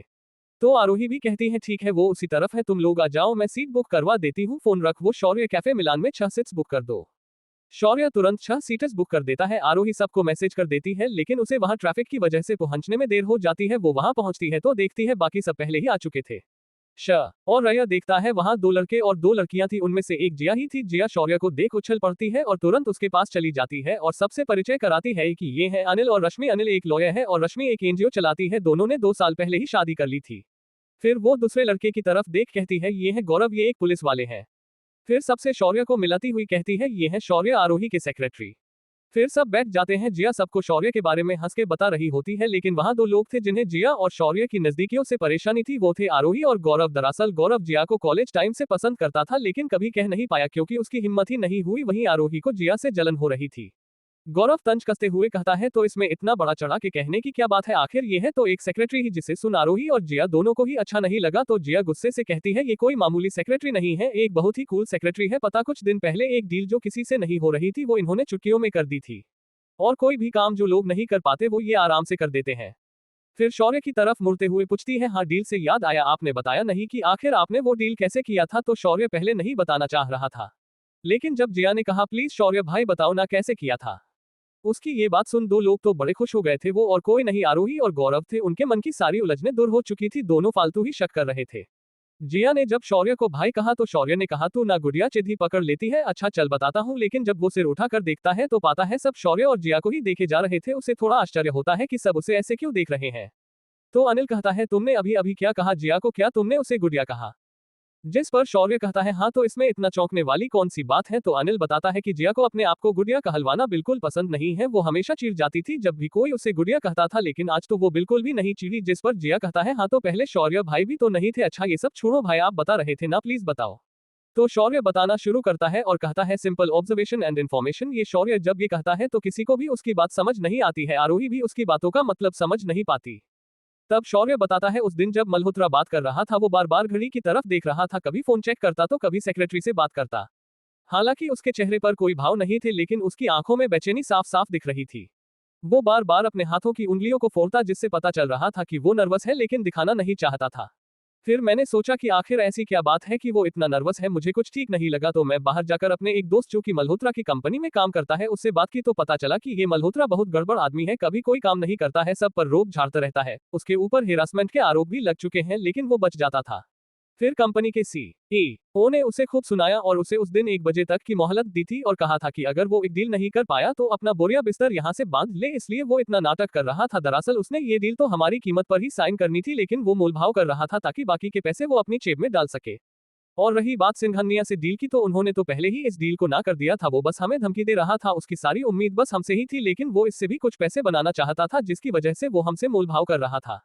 दरअसल उसने अपनी कंपनी से हमारे कोट किए हुए पैसे ही सैंक्शन हुए थे। फिर आरोही की तरफ मुड़कर कहता है, यही बात पता करने में उस दिन बार काम का बहाना करके गया था। आरोही को अब यह एहसास हो रहा था कि उसने शौर्य को समझने में गलती कर दी। फिर जिया पूछती है, पर भाई आपको कैसे पता चला कि वो मान ही जाएगा? मेरा मतलब अगर उसने मना कर दिया होता तो? तब शौर्य कहता है, ऐसा नहीं होता, हमारे साथ डील करने के अलावा उसके पास और कोई चारा नहीं था। अंत में वो मान ही जाता, ये कहकर कि वो हम पर एहसान कर रहा है अपने पुराने रिश्ते के कारण। ये सुन जिया ताली बजाने लगती है और कहती है, वो भाई आपन ए ने तो कमाल ही कर दिया, मतलब इतने कम समय में आपने इतने अच्छे से उसे स्कैन कर लिया था। आरोही भी मन ही मन शौर्य की तारीफ किए बिना नहीं रह सकी। तभी अनिल आरोही की तरफ देखते हुए कहता है, भाई वाकई कुछ बात तो है, तुम्हारे सेक्रेटरी में जिस पर रश्मि भी उसकी हमें हाँ मिलती है, सब शौर्य की तारीफ करते हैं, जिसे सुन आरोही को बहुत खुशी मिलती है। सब बातें कर ही रहे होते हैं कि वेटर कॉफी ले आता है, लेकिन गलती से वो कॉफी शौर्य पर गिर जाती है। वेटर तुरंत शौर्य को सॉरी बोलता है। शौर्य उसकी तरफ ध्यान से देखता है, फिर हल्का सा मुस्कुरा देता है और कहता है, कोई बात नहीं, आप किसी दूसरे को भेज दीजिए। फिर खुद को साफ कर बाहर आता है तो जिया कहती है, भाई उसने आप पर कॉफी गिरा दी, लेकिन आपने उसे कुछ नहीं कहा, क्यों? तो शौर्य कहता है, वो बेचारा नया नया है, शायद अभी काम सीख रहा है, और मैं उससे कुछ कहता तो उसकी जॉब चली जाती, मैं ऐसा कैसे होने दे सकता था। ये सुन सब हैरान हो जाते हैं। तो जिया कहती है, कुछ भी बोल रहे हैं आप भाई? फिर कंफर्म करने के लिए वहां से गुजर रहे दूसरे वेटर से पूछती है कि क्या वो वेटर नया है? तो वो वेटर बताता है, हाँ मैडम वो नया है, कल ही आया है। ये सुन एक बार फिर सब हैरान हो जाते हैं, लेकिन गौरव बड़े ध्यान से शौर्य को देख रहा था। उसे ना जाने क्यों, लेकिन शौर्य कुछ अजीब लगा, क्योंकि जिस तरह से वो किसी चीज को ऑब्जर्व करता है उस तरह से तो पुलिस वाले करते हैं। लेकिन फिर ज्यादा ना सोच वो वहां ध्यान से जिया को देखने लगता है, जो हंसते हुए सबसे बातें कर रही थी। उसे ऐसे देखता देख शौर्य देख लेता है, फिर कुछ सोच मुस्कुरा देता है। सब लोग कुछ देर बाद जाने लगते हैं तो शौर्य गौरव से पास जा उससे हाथ मिलता है, फिर उसके कान के पास जाकर धीरे से कहता है, गौरव जल्दी से बोल दो जिया को अपने मन की बात, वरना कहीं ऐसा ना हो कि उसे कोई और ले जाए और तुम देखते रह जाओ। ये सुन गौरव एकदम सुन्न रह जाता है, क्योंकि उसके दोस्तों में से किसी को भी नहीं पता था कि वो जिया को पसंद करता है। उसका हैरान चेहरा देख शौर्य हंसने लगता है और वहां से निकल जाता है। गौरव बस उसे जाते हुए देखता रह जाता है। कौन है ये शौर्य, क्या छिपा रहा है, सबसे देखेंगे इस कहानी में, जिसका नाम है कोड नेम सेक्रेटरी। धन्यवाद। CH8 अमेजिंग शौर्य। कैफे से आने के बाद आरोही का नजरिया शौर्य के लिए काफी बदल गया था। वो अब डील में शौर्य की सलाह भी लेती थी। उसे उसकी ऑब्जर्वेशन और इन्फॉर्मेशन पर पूरा भरोसा था, जिसकी वजह से आरोही को फायदा भी हो रहा था। लेकिन आरोही की सबसे बड़ी दिक्कत अभी नहीं गई थी, वो थी लड़कियों का शौर्य से चिपकना। वो इस बात से काफी चिड़ी हुई रहती थी कि शौर्य के आगे पीछे लड़कियों घूमती रहती हैं। स्वीटी नाम की लड़की शौर्य से पहले दिन से ही चिपक रही थी, जिसे आरोही देख रही थी। स्वीटी बेहद खूबसूरत थी, जिसकी वजह से ऑफिस का हर दूसरा लड़का उस पर मरता था। लेकिन जब से शौर्य आया था वो किसी और को भाव ही नहीं देती थी, जिसके कारण लड़के उससे काफी चिड़े रहते थे। शौर्य के पहला दिन से ही उसका एक अच्छा दोस्त अखिल था, जिसने उसे काफी कुछ सिखाया था। वो स्वीटी को काफी पसंद करता था। अखिल अपनी दोस्त के खातिर पीछे हट रहा था। शौर्य को भी ये मालूम था कि अखिल स्वीटी को पसंद करता है। तो एक दिन जब स्वीटी और शौर्य लंच कर रहे थे तो शौर्य ने स्वीटी से अखिल के बारे में पूछा कि स्वीटी अखिल तुम्हें कैसा लगता है? अखिल और स्वीटी पिछले 3 साल से एक साथ काम कर रहे थे। तो स्वीटी कहती है, अखिल अच्छा लड़का है, काफी स्वीट है और केयरिंग भी, सबसे अच्छी बात काफी लॉयल है। शौर्य नोटिस कर रहा था अखिल के बारे में बात करते समय स्वीटी की आंखों में चमक थी। तो शौर्य उससे फिर पूछता है, क्या तुम उसे पसंद करती हो? ये सुन स्वीटी हैरान हो जाती है, फिर अपनी नजरें चुराते हुए कहती है, ना नहीं ऐसी तो कोई बात नहीं है। तो शौर्य कहता है, ठीक है यही बात मेरी आंखों में देख के बोलो। तो स्वीटी आखिरकार मान ही जाती है और कहती है, हाँ मैं अखिल को पसंद करती हूँ, अभी से नहीं पहले दिन से ही। जब मैं ऑफिस में आई थी तब अखिल ने मेरी काफी मदद करी थी। उसका इतना केयरिंग बिहेवियर देख कोई क्यों ना पड़ जाए उसके प्यार में। मैं भी पड़ गई और मुझे लगता है वो भी मुझे पसंद करता है, लेकिन कभी कुछ कहता नहीं है, तो मैं भी क्या कर सकती हूँ।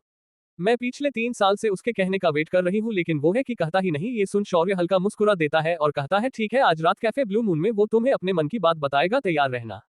ये सुन स्वीटी हैरान हो जाती है और पूछती है, क्या सच में ऐसा हो सकता है? तो शौर्य कहता है, हाँ ऐसा ही होगा, तुम बस तैयार रहना। और शाम 7 बजे कैफे ब्लू मून कहते हुए वहां से निकल जाता है।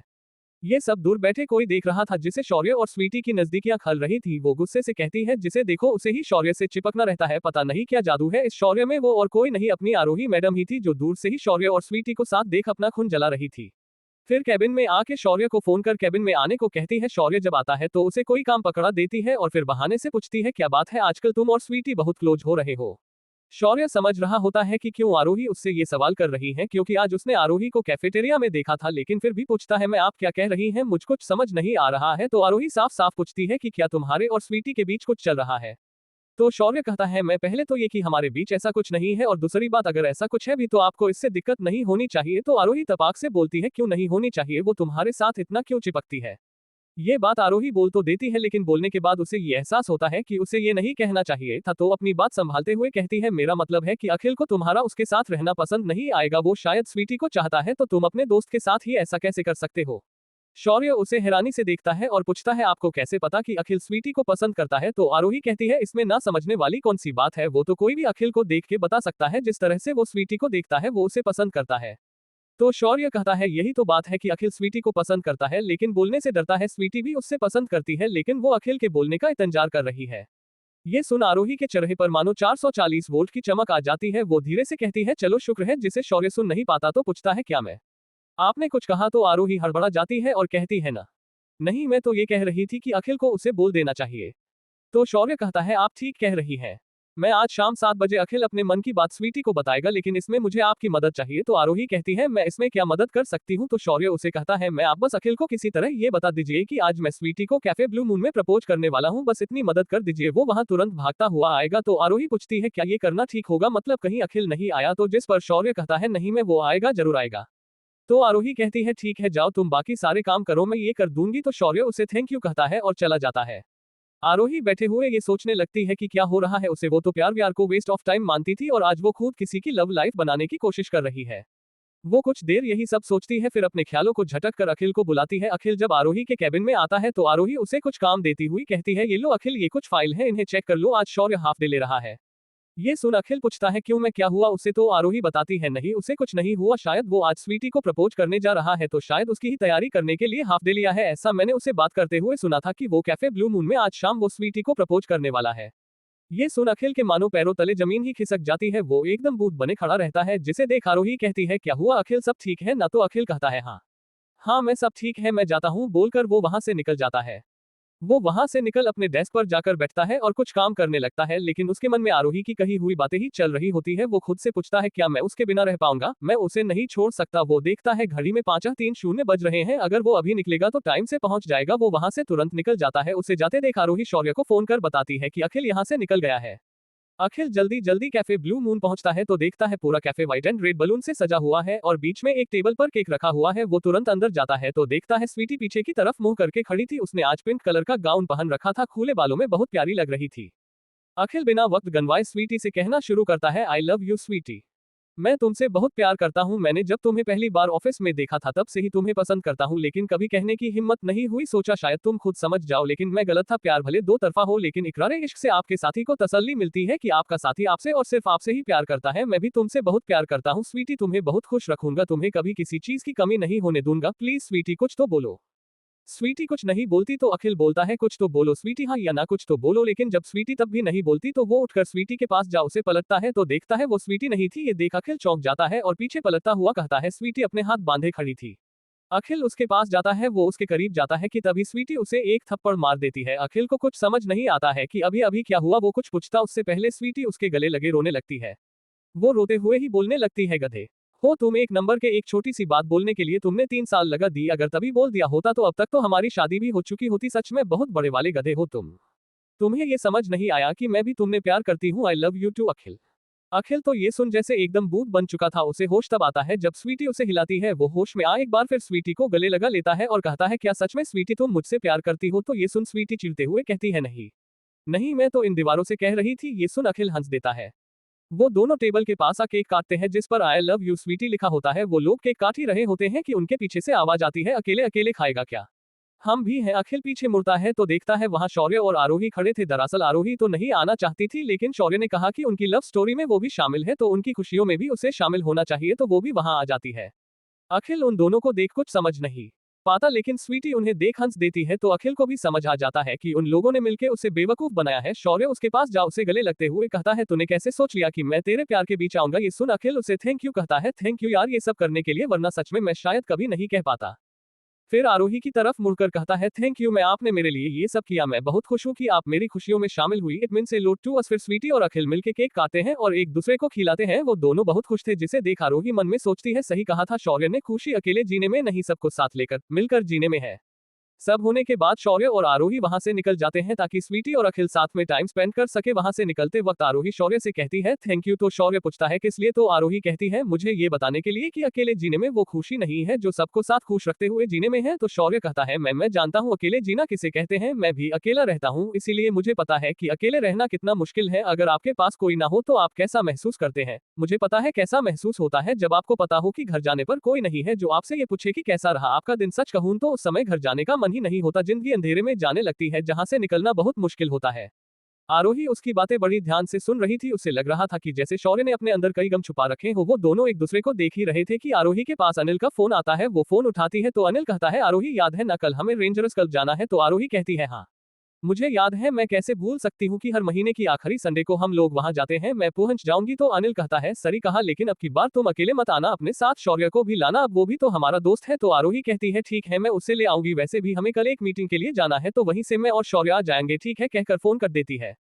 क्या होगा रेंजर्स क्लब में ये देखेंगे अगले भाग में, तब तक के लिए धन्यवाद। CH9 rangers club. आरोही फोन रखकर शौर्य को बताती है कि अनिल ने तुम्हें कल रेंजर्स क्लब बुलाया है तो कल मीटिंग के बाद वहां जाना है। तो शौर्य पूछता है क्यों, हम वहां क्यों जाएंगे। तो आरोही बताती है हम लोग हर महीने की आखिरी संडे को वहां जाते हैं जिससे हम सब महीने में एक बार मिल सके और अपना अपना स्ट्रेस दूर कर सके। इस बार अनिल ने तुम्हें भी बुलाया है तो क्या तुम चलना चाहोगे। तो शौर्य कहता है मैं क्या आप चाहती हैं कि मैं चलूं। तो आरोही कहती है मेरे चाहने ना चाहने से क्या होता, तुम जाना चाहते हो तो चल सकते हो, वैसे मेरी मानो तो चलो, अनिल ने तुम्हें खास तौर पर बुलाया है। तो शौर्य कहता है ठीक है मैं चलूंगा। फिर दोनों वहां से निकल जाते हैं। आरोही कहते वक्त मन में ना जाने क्यों ये मन रही थी कि शौर्य हाँ कर दे, उसे अब शौर्य के साथ की आदत लग चुकी थी। जब शौर्य उसके पास होता तो वो बहुत सुकून महसूस करती है और साथ ही साथ सेफ भी। अगले दिन आरोही और शौर्य मीटिंग खत्म करके बाहर ही आ रहे थे कि जिया का फोन आ गया। आरोही फोन उठा के कुछ कहती उससे पहले जिया बोल पड़ी, आरोही कहाँ है यार, यहाँ सब तेरा वेट कर रहे हैं और शौर्य भाई भी हैं साथ में कि नहीं, उन्हें लिए बिना मत आना। जिया बोले ही जा रही थी, जब उसका बोलना खत्म हुआ तो आरोही कहता है बोल लिया, अब मैं बोलूं। हाँ मीटिंग खत्म हो चुकी है, हम वहां आ रहे हैं और तेरे लास्ट सवाल का जवाब हाँ, तेरे शौर्य भाई भी साथ है। ये सुन जिया चहक उठती है और कहती है ठीक है तुम लोग जल्दी आओ। आरोही फोन रख वहां के लिए निकल देती है। अगले आधे घंटे में वो लोग रेंजर्स क्लब में थे। रेंजर्स क्लब दरअसल एक तरह का स्पोर्ट्स कम रेस्टिंग क्लब था जिसमें हॉर्स राइडिंग, शूटिंग और गोल्फ होता था, साथ ही साथ लोग वहां बैठ के अपना टाइम एंजॉय भी कर सकते थे। आरोही और शौर्य वहां पहुंचते हैं तो जिया शौर्य को देख तुरंत उसके गले लग जाती है और कहती है कैसे हो भाई, आप पता है हम सब आपका कितनी देर से वेट करते। जिस पर रश्मि बोलती है अच्छा हम सब या तू, पता है शौर्य जब से ये यहाँ आए हैं तब से तुम्हारे बारे में ही बात किए जा रही थी कि शौर्य भाई ऐसे है, शौर्य भाई वैसे हैं और ना जाने क्या क्या। ये सुन शौर्य सबसे पहले गौरव को देखता है जिसे देख साफ साफ पता चल रहा था कि उसे अच्छा नहीं लग रहा था। तो जिया गर्व करते हुए कहती है तो मेरे शौर्य भाई हैं, ऐसे तो मैं तो गर्व करूंगी ही। ये सुन गौरव तो जल भून के राख ही हो जाता है और बाकी सब हंस देते हैं। फिर सब वहां से हॉर्स राइडिंग के लिए जाते हैं। शौर्य सबको हॉर्स राइडिंग करते हुए देखता है। शौर्य की नजर बार बार आरोही पर जाती जो राइडिंग करते वक्त बहुत खुश दिख रही थी।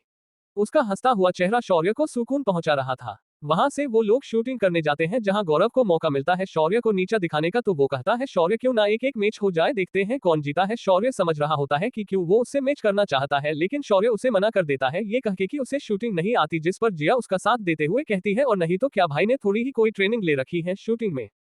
जिसे सुन गौरव और भी चिढ़ जाता है तो अनिल कहता है ठीक है तो चलो हम सभी आपस में एक मैच कर लेते हैं, जो जीतेगा अगली पार्टी उसकी तरफ से। तो सभी राजी हो जाते हैं और मैच शुरू हो जाता है। सब 10-10 राउंड फायर करते हैं। अंत में जब रिजल्ट आता है तो हमेशा की तरह आरोही ही जीती है क्योंकि वो शूटिंग में काफी अच्छी थी और दूसरे पर गौरव आता है। तो रश्मि कहती है तो अगली पार्टी आरोही की तरफ से कहकर हंसने लगती है। तो आरोही कहती है ठीक है अगली पार्टी मेरी तरफ से। फिर गौरव की तरफ देखकर जो मुंह लटकाए हुए खड़ा था कहती है कोई नहीं अगली बार और कोशिश करना, जिसे सुन सब हंसने हैं। तो गौरव कहता है यार तेरा हर बार का यही है, मैच जीतकर मुझे चिढ़ाती है, लेकिन अगली बार मैं जरूर जीतूंगा तू देखना। ये सुन सब एक बार फिर हंसने लगते हैं तो आरोही भी हल्का सा मुस्कुरा देती है। वो सब बातें कर ही रहे होते हैं कि तभी पीछे से एक आवाज आती है तो मिस आरोही क्यों ना एक मैच मेरे साथ भी हो जाए। सब पीछे मुड़ते हैं तो देखते हैं वहां आयुष खन्ना खड़ा था, वो भी वहां शूटिंग करने आया था। आयुष खन्ना वहां का बेस्ट शूटर था, उसके पापा शहर के बड़े आदमियों में से आते थे जिसकी वजह से वो काफी बदतमीज था, किसी से सीधे मुंह बात भी नहीं करता था।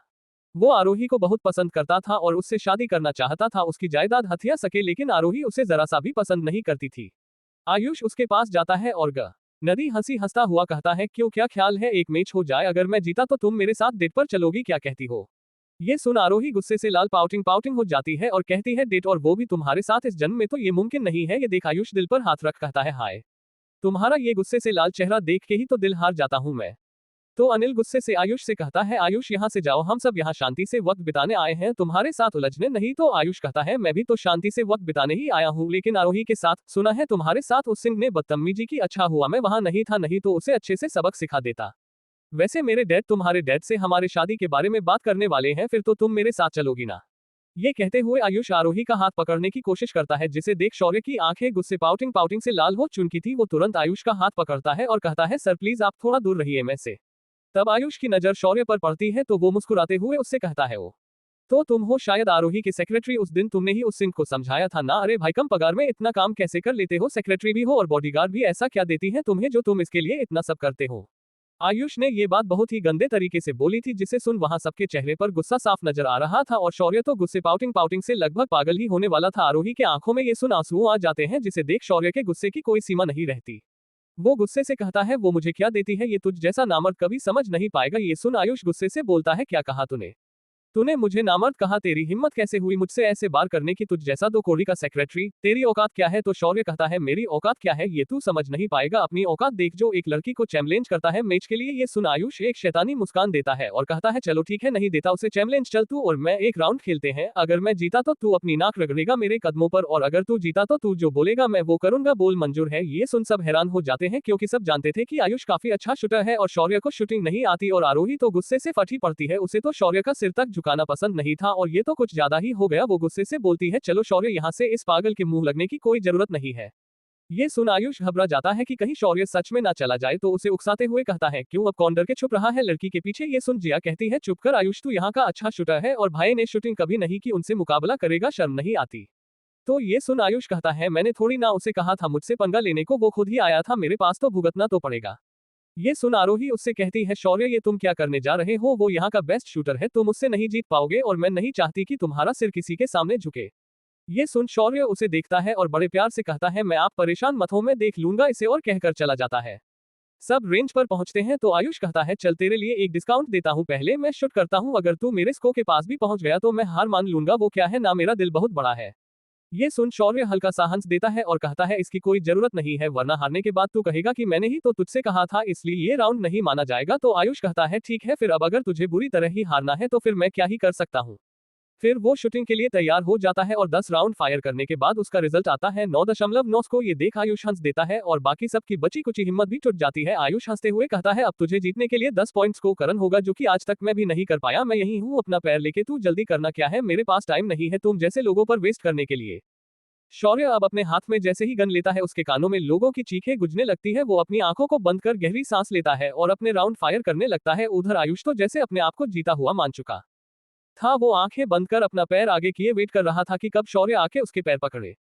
शौर्य अपने सारे बुलेट फायर कर चुका था, सब कुछ एकदम शांत हो चुका था, इतना शांत कि अगर एक सुई भी गिरे तो उसकी भी आवाज आए। ये देख आयुष को लगा कि शौर्य के हारने से सब दुखी हैं, तो वो इतराते हुए कहता है, मैंने तो पहले ही कहता था कि तुम मेरा ऑफर मान ले, लेकिन नहीं, अब क्या कर सकते हैं, चल अब जल्दी से मेरे पैर पकड़ और अपनी नाक रगड़ो। लेकिन जब कुछ देर बाद भी कुछ हलचल नहीं होती तो वो अपनी आंखें खोलता है तो सब स्को पर ही देख रहे होते हैं, और जब उसकी नजर स्को पर पड़ती है तो उसके तो जैसे पैरों तले जमीन ही खिसक जाती है। उसे यकीन ही नहीं हो रहा था जो वो देख रहा था कि ये कैसे हो सकता है। शौर्य का स्को 10 आउट ऑफ 10 था। फिर आयुष चिल्लाते हुए कहता है, ये कैसे हो सकता है, ये गलत है, मैं इस रिजल्ट को नहीं मानता हूँ। उसे ऐसे चिल्लाते देख सब उस पर हंसने लगते हैं। आयुष अब एक मजाक बनकर रह गया था, सबकी नजरों में उसके साथ आई हुई लड़कियां भी उस पर हंस रही थी, लेकिन आयुष बेशर्मों की तरह चिल्लाए जा रहा था कि मैं इस रिजल्ट को नहीं मानता, एक राउंड और होगा। ये देख शौर्य हंसते हुए कहता है, चल ठीक है, तू भी क्या याद रखेगा कि किससे पाला पड़ा था, चल एक राउंड और खेल लेते हैं। ये सुन आयुष एक बार फिर शैतानी हंसी हंस देता है और कहता है, अब की बार खेल थोड़ा अलग होगा, हम गन के सारे पार्टस अलग कर उसे दोबारा लगा करके शूट करेंगे और जो सबसे पहले ये कर लेगा वो जीतेगा, बोलो मंजूर है? तो ये सुन शौर्य हंस देता है और कहता है, ठीक है, लेकिन आरोही ये सुन गुस्से से आयुष से कहती है, आयुष तुम जैसा बेशर्म इंसान मैंने आज तक अपनी जिंदगी नहीं देखा, हारने के बाद भी ऐसी शर्त रखते हुए तुम्हें शर्म नहीं आ रही? लेकिन शौर्य उसकी बात काटते हुए कहता है, कोई बात नहीं, मैं उससे कर लेने दीजिए अपने मन की, ताकि बाद में ये कहना पाए कि इसकी बात नहीं मानी गई। फिर दोनों के सारे पार्टस निकाल कर रख दिए जाते हैं। वहां काम करने वाले एक आदमी को ये देखने के लिए बोला गया कि कहीं कोई चीटिंग तो नहीं हो रही। फिर उसने शुरू करने के लिए जैसे ही सायरन बजाया, दोनों अपनी गन के सारे पार्टस सही करने लग गए। आयुष मन में सोच रहा था कितना बेवकूफ है ये शौर्य, इसे तो पता भी नहीं होगा कि ये मेरे जाल में फंस गया है। फिर अपने ख्यालों से बाहर निकल अपनी गन ठीक करने लगता है। वो अभी 2/3 गन ही लगा पाया था कि उसे गन शॉट की आवाज आती है। वो अपना सिर ऊपर उठा के देखता है कि शौर्य गन सही करके फायर भी कर चुका है। उसे अपनी आंखों पर यकीन ही नहीं हो रहा था कि ऐसा कैसे हो सकता है। सिर्फ उसे ही नहीं, वहां बैठे किसी भी इंसान को यह विश्वास नहीं था कि शौर्य भी ऐसा कुछ कर सकता है। उसने इतनी जल्दी गन लोड कर फायर किया था कि किसी को कुछ समझ में ही नहीं आया। सब उसे आश्चर्य भरी नजरों से देख रहे थे, लेकिन गौरव उसे शक भरी नजरों से देख रहा था और अपने मन में कहता है, पहले ऑब्जर्वेशन और इन्फॉर्मेशन स्किल और गन शूटिंग स्किल, ये कोई आम इंसान नहीं है। कौन है ये पता करना पड़ेगा। आज के लिए बस इतना ही, मिलते हैं अगले भाग में, तब तक के लिए धन्यवाद। CH10 rangers club part 2। Ayush तो गुस्से पाउटिंग लगभग पागल ही हो गया था। वो चिल्लाते हुए ही कहता है, ये कैसे हो सकता है, मैं हार नहीं सकता, तुमने जरूर चीटिंग की है। फिर उस आदमी की ओर देख कहता है, बताओ उसने चीटिंग की है ना बताओ। वो आदमी तो जैसे बूथ फ्लश्ड बने खड़ा था। उसे तो अब तक ये समझ नहीं आया कि क्या हुआ, क्योंकि जिस स्पीड से शौर्य ने गन लोड की थी वो कोई आम इंसान नहीं कर सकता था। वो शौर्य को ऐसे देख रहा था जैसे कि कोई भूत देख लिया हो। तभी आयुष फिर से एक बार चिल्ला के कहता है, बताओ। तो वो होश में आ कहता है, सर ने कोई चीटिंग नहीं कही है, आप चाहें तो चेक कर सकते हैं, यहाँ कैमरे भी लगे हैं। देखना तो सभी चाहते थे क्योंकि किसी को भी वो सब दिखाई नहीं दिया था। सब लोग तब कैमरे रूम जाते हैं तो वो आदमी रिकॉर्डिंग चलाता है जिसमें साफ साफ दिख रहा था कि शौर्य ने केवल 15 सेकंड में ही गन लोड कर ली है। ये सब हैरान हो जाते हैं और गौरव का शक धीरे धीरे यकीन में बदलने लगता है कि शौर्य कोई आम इंसान नहीं है, जरूर वो हम सबसे कुछ छिपा रहा है।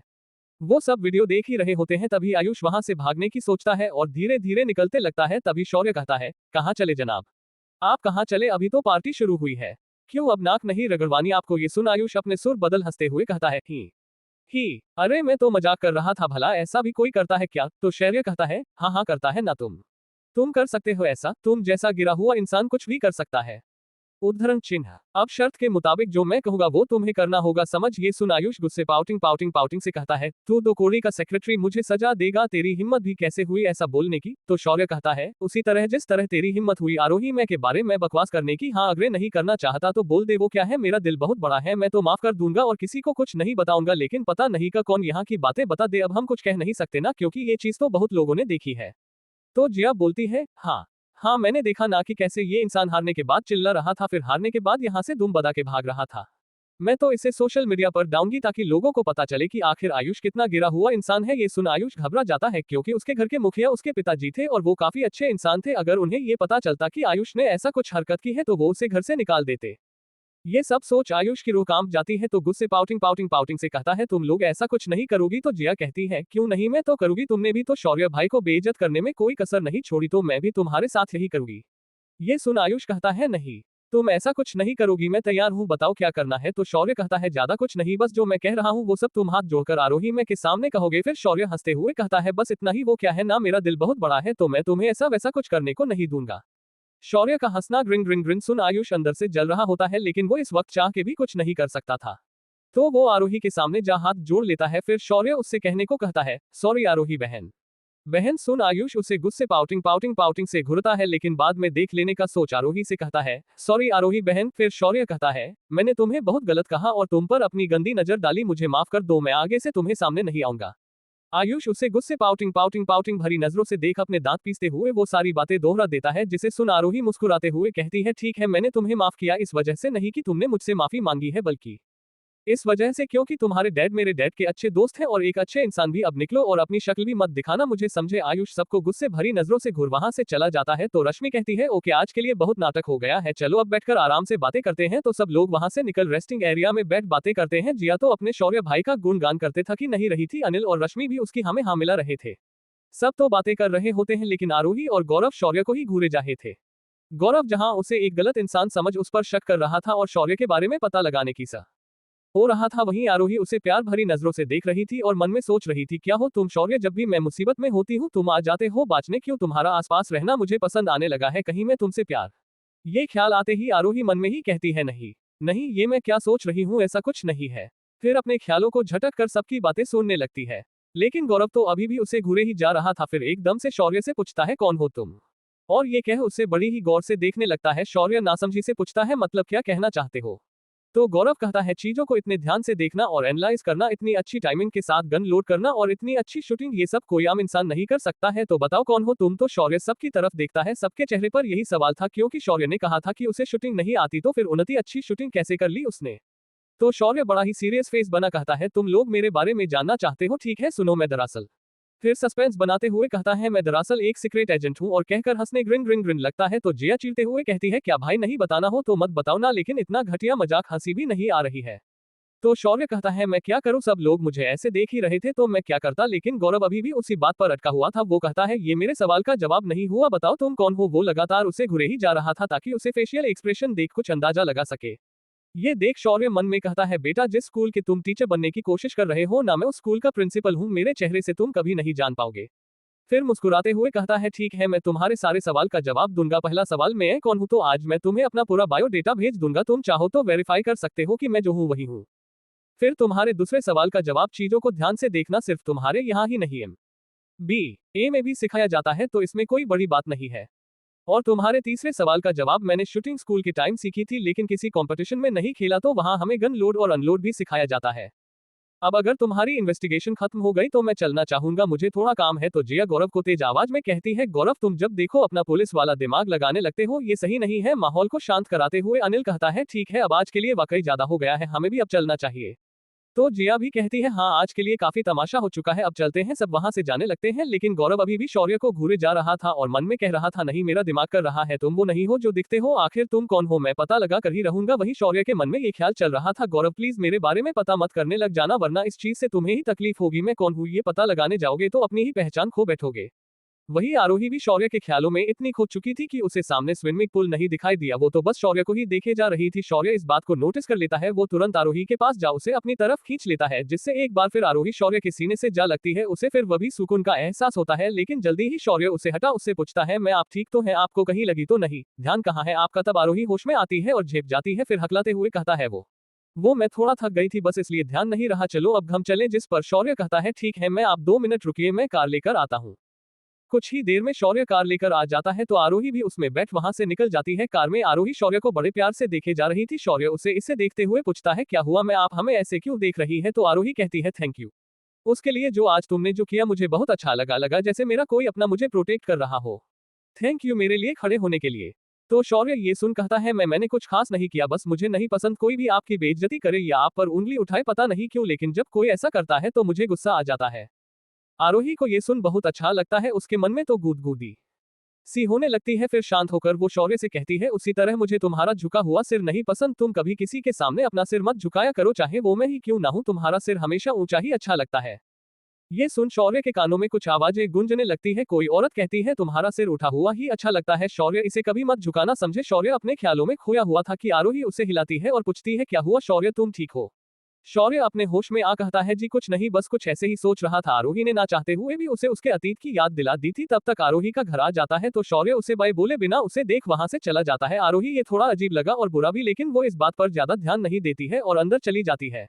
उधर शौर्य कार काफी तेज चला रहा था, मानो अपने आप से दूर भाग रहा हो, लेकिन फिर एकदम से एक जगह कार रोके देता है और मन में सोच रहा होता है और कहता है इसे भी मेरा झुका सिर नहीं पसंद माँ, ये बिल्कुल आपके जैसी है। मैं ना चाहते हुए भी उसकी ओर खींचा चला जाता हूँ माँ, लेकिन मैं ऐसा नहीं कर सकता, नहीं ला सकता उसे अपनी जिंदगी में, नहीं दिखा सकता है उसे अपनी वो दुनिया जिसकी वजह से आप, पापा, गुड़िया और सैम मुझसे हमेशा के लिए दूर हो गए। मैं नहीं देख सकता उसे दुखी और अपनी वजह से तो बिल्कुल भी नहीं। फिर कुछ सोचकर मुझे उससे दूर रहना होगा, नहीं आ सकता, मैं उसके करीब नहीं देता सकता उसे वो दुख जिसे वो जिंदगी भर झेल ना पाए। ये कहते हुए उसकी आंखों में आंसू आ जाते हैं। आज के लिए बस इतना ही, मिलते हैं अगले भाग में, तब तक के लिए धन्यवाद। आज के लिए बस इतना ही। अगर आप इस कहानी के बारे में और अधिक जानकारी चाहते हैं तो पढ़ते रहिए कहानी कोड नेम सेक्रेटरी ऑटो। और अगर आपको ये कहानी पसंद आई हो तो प्लीज लाइक, सब्सक्राइब और शेयर करें। और अगर हमारे कहानी में किसी भी प्रकार की गलती हुई हो तो कृपया मुझे कमेंट सेक्शन में इन्फॉर्म करें। और अगर आप हमारे चैनल WD नॉवल वर्ल्ड 2.0 को लाइक, शेयर, सब्सक्राइब और कमेंट करते हैं तो हमें और अधिक मोटिवेशन मिलती है इस तरह की और कंटेंट बनाने के लिए। धन्यवाद। Folded hands, folded hands, folded hands.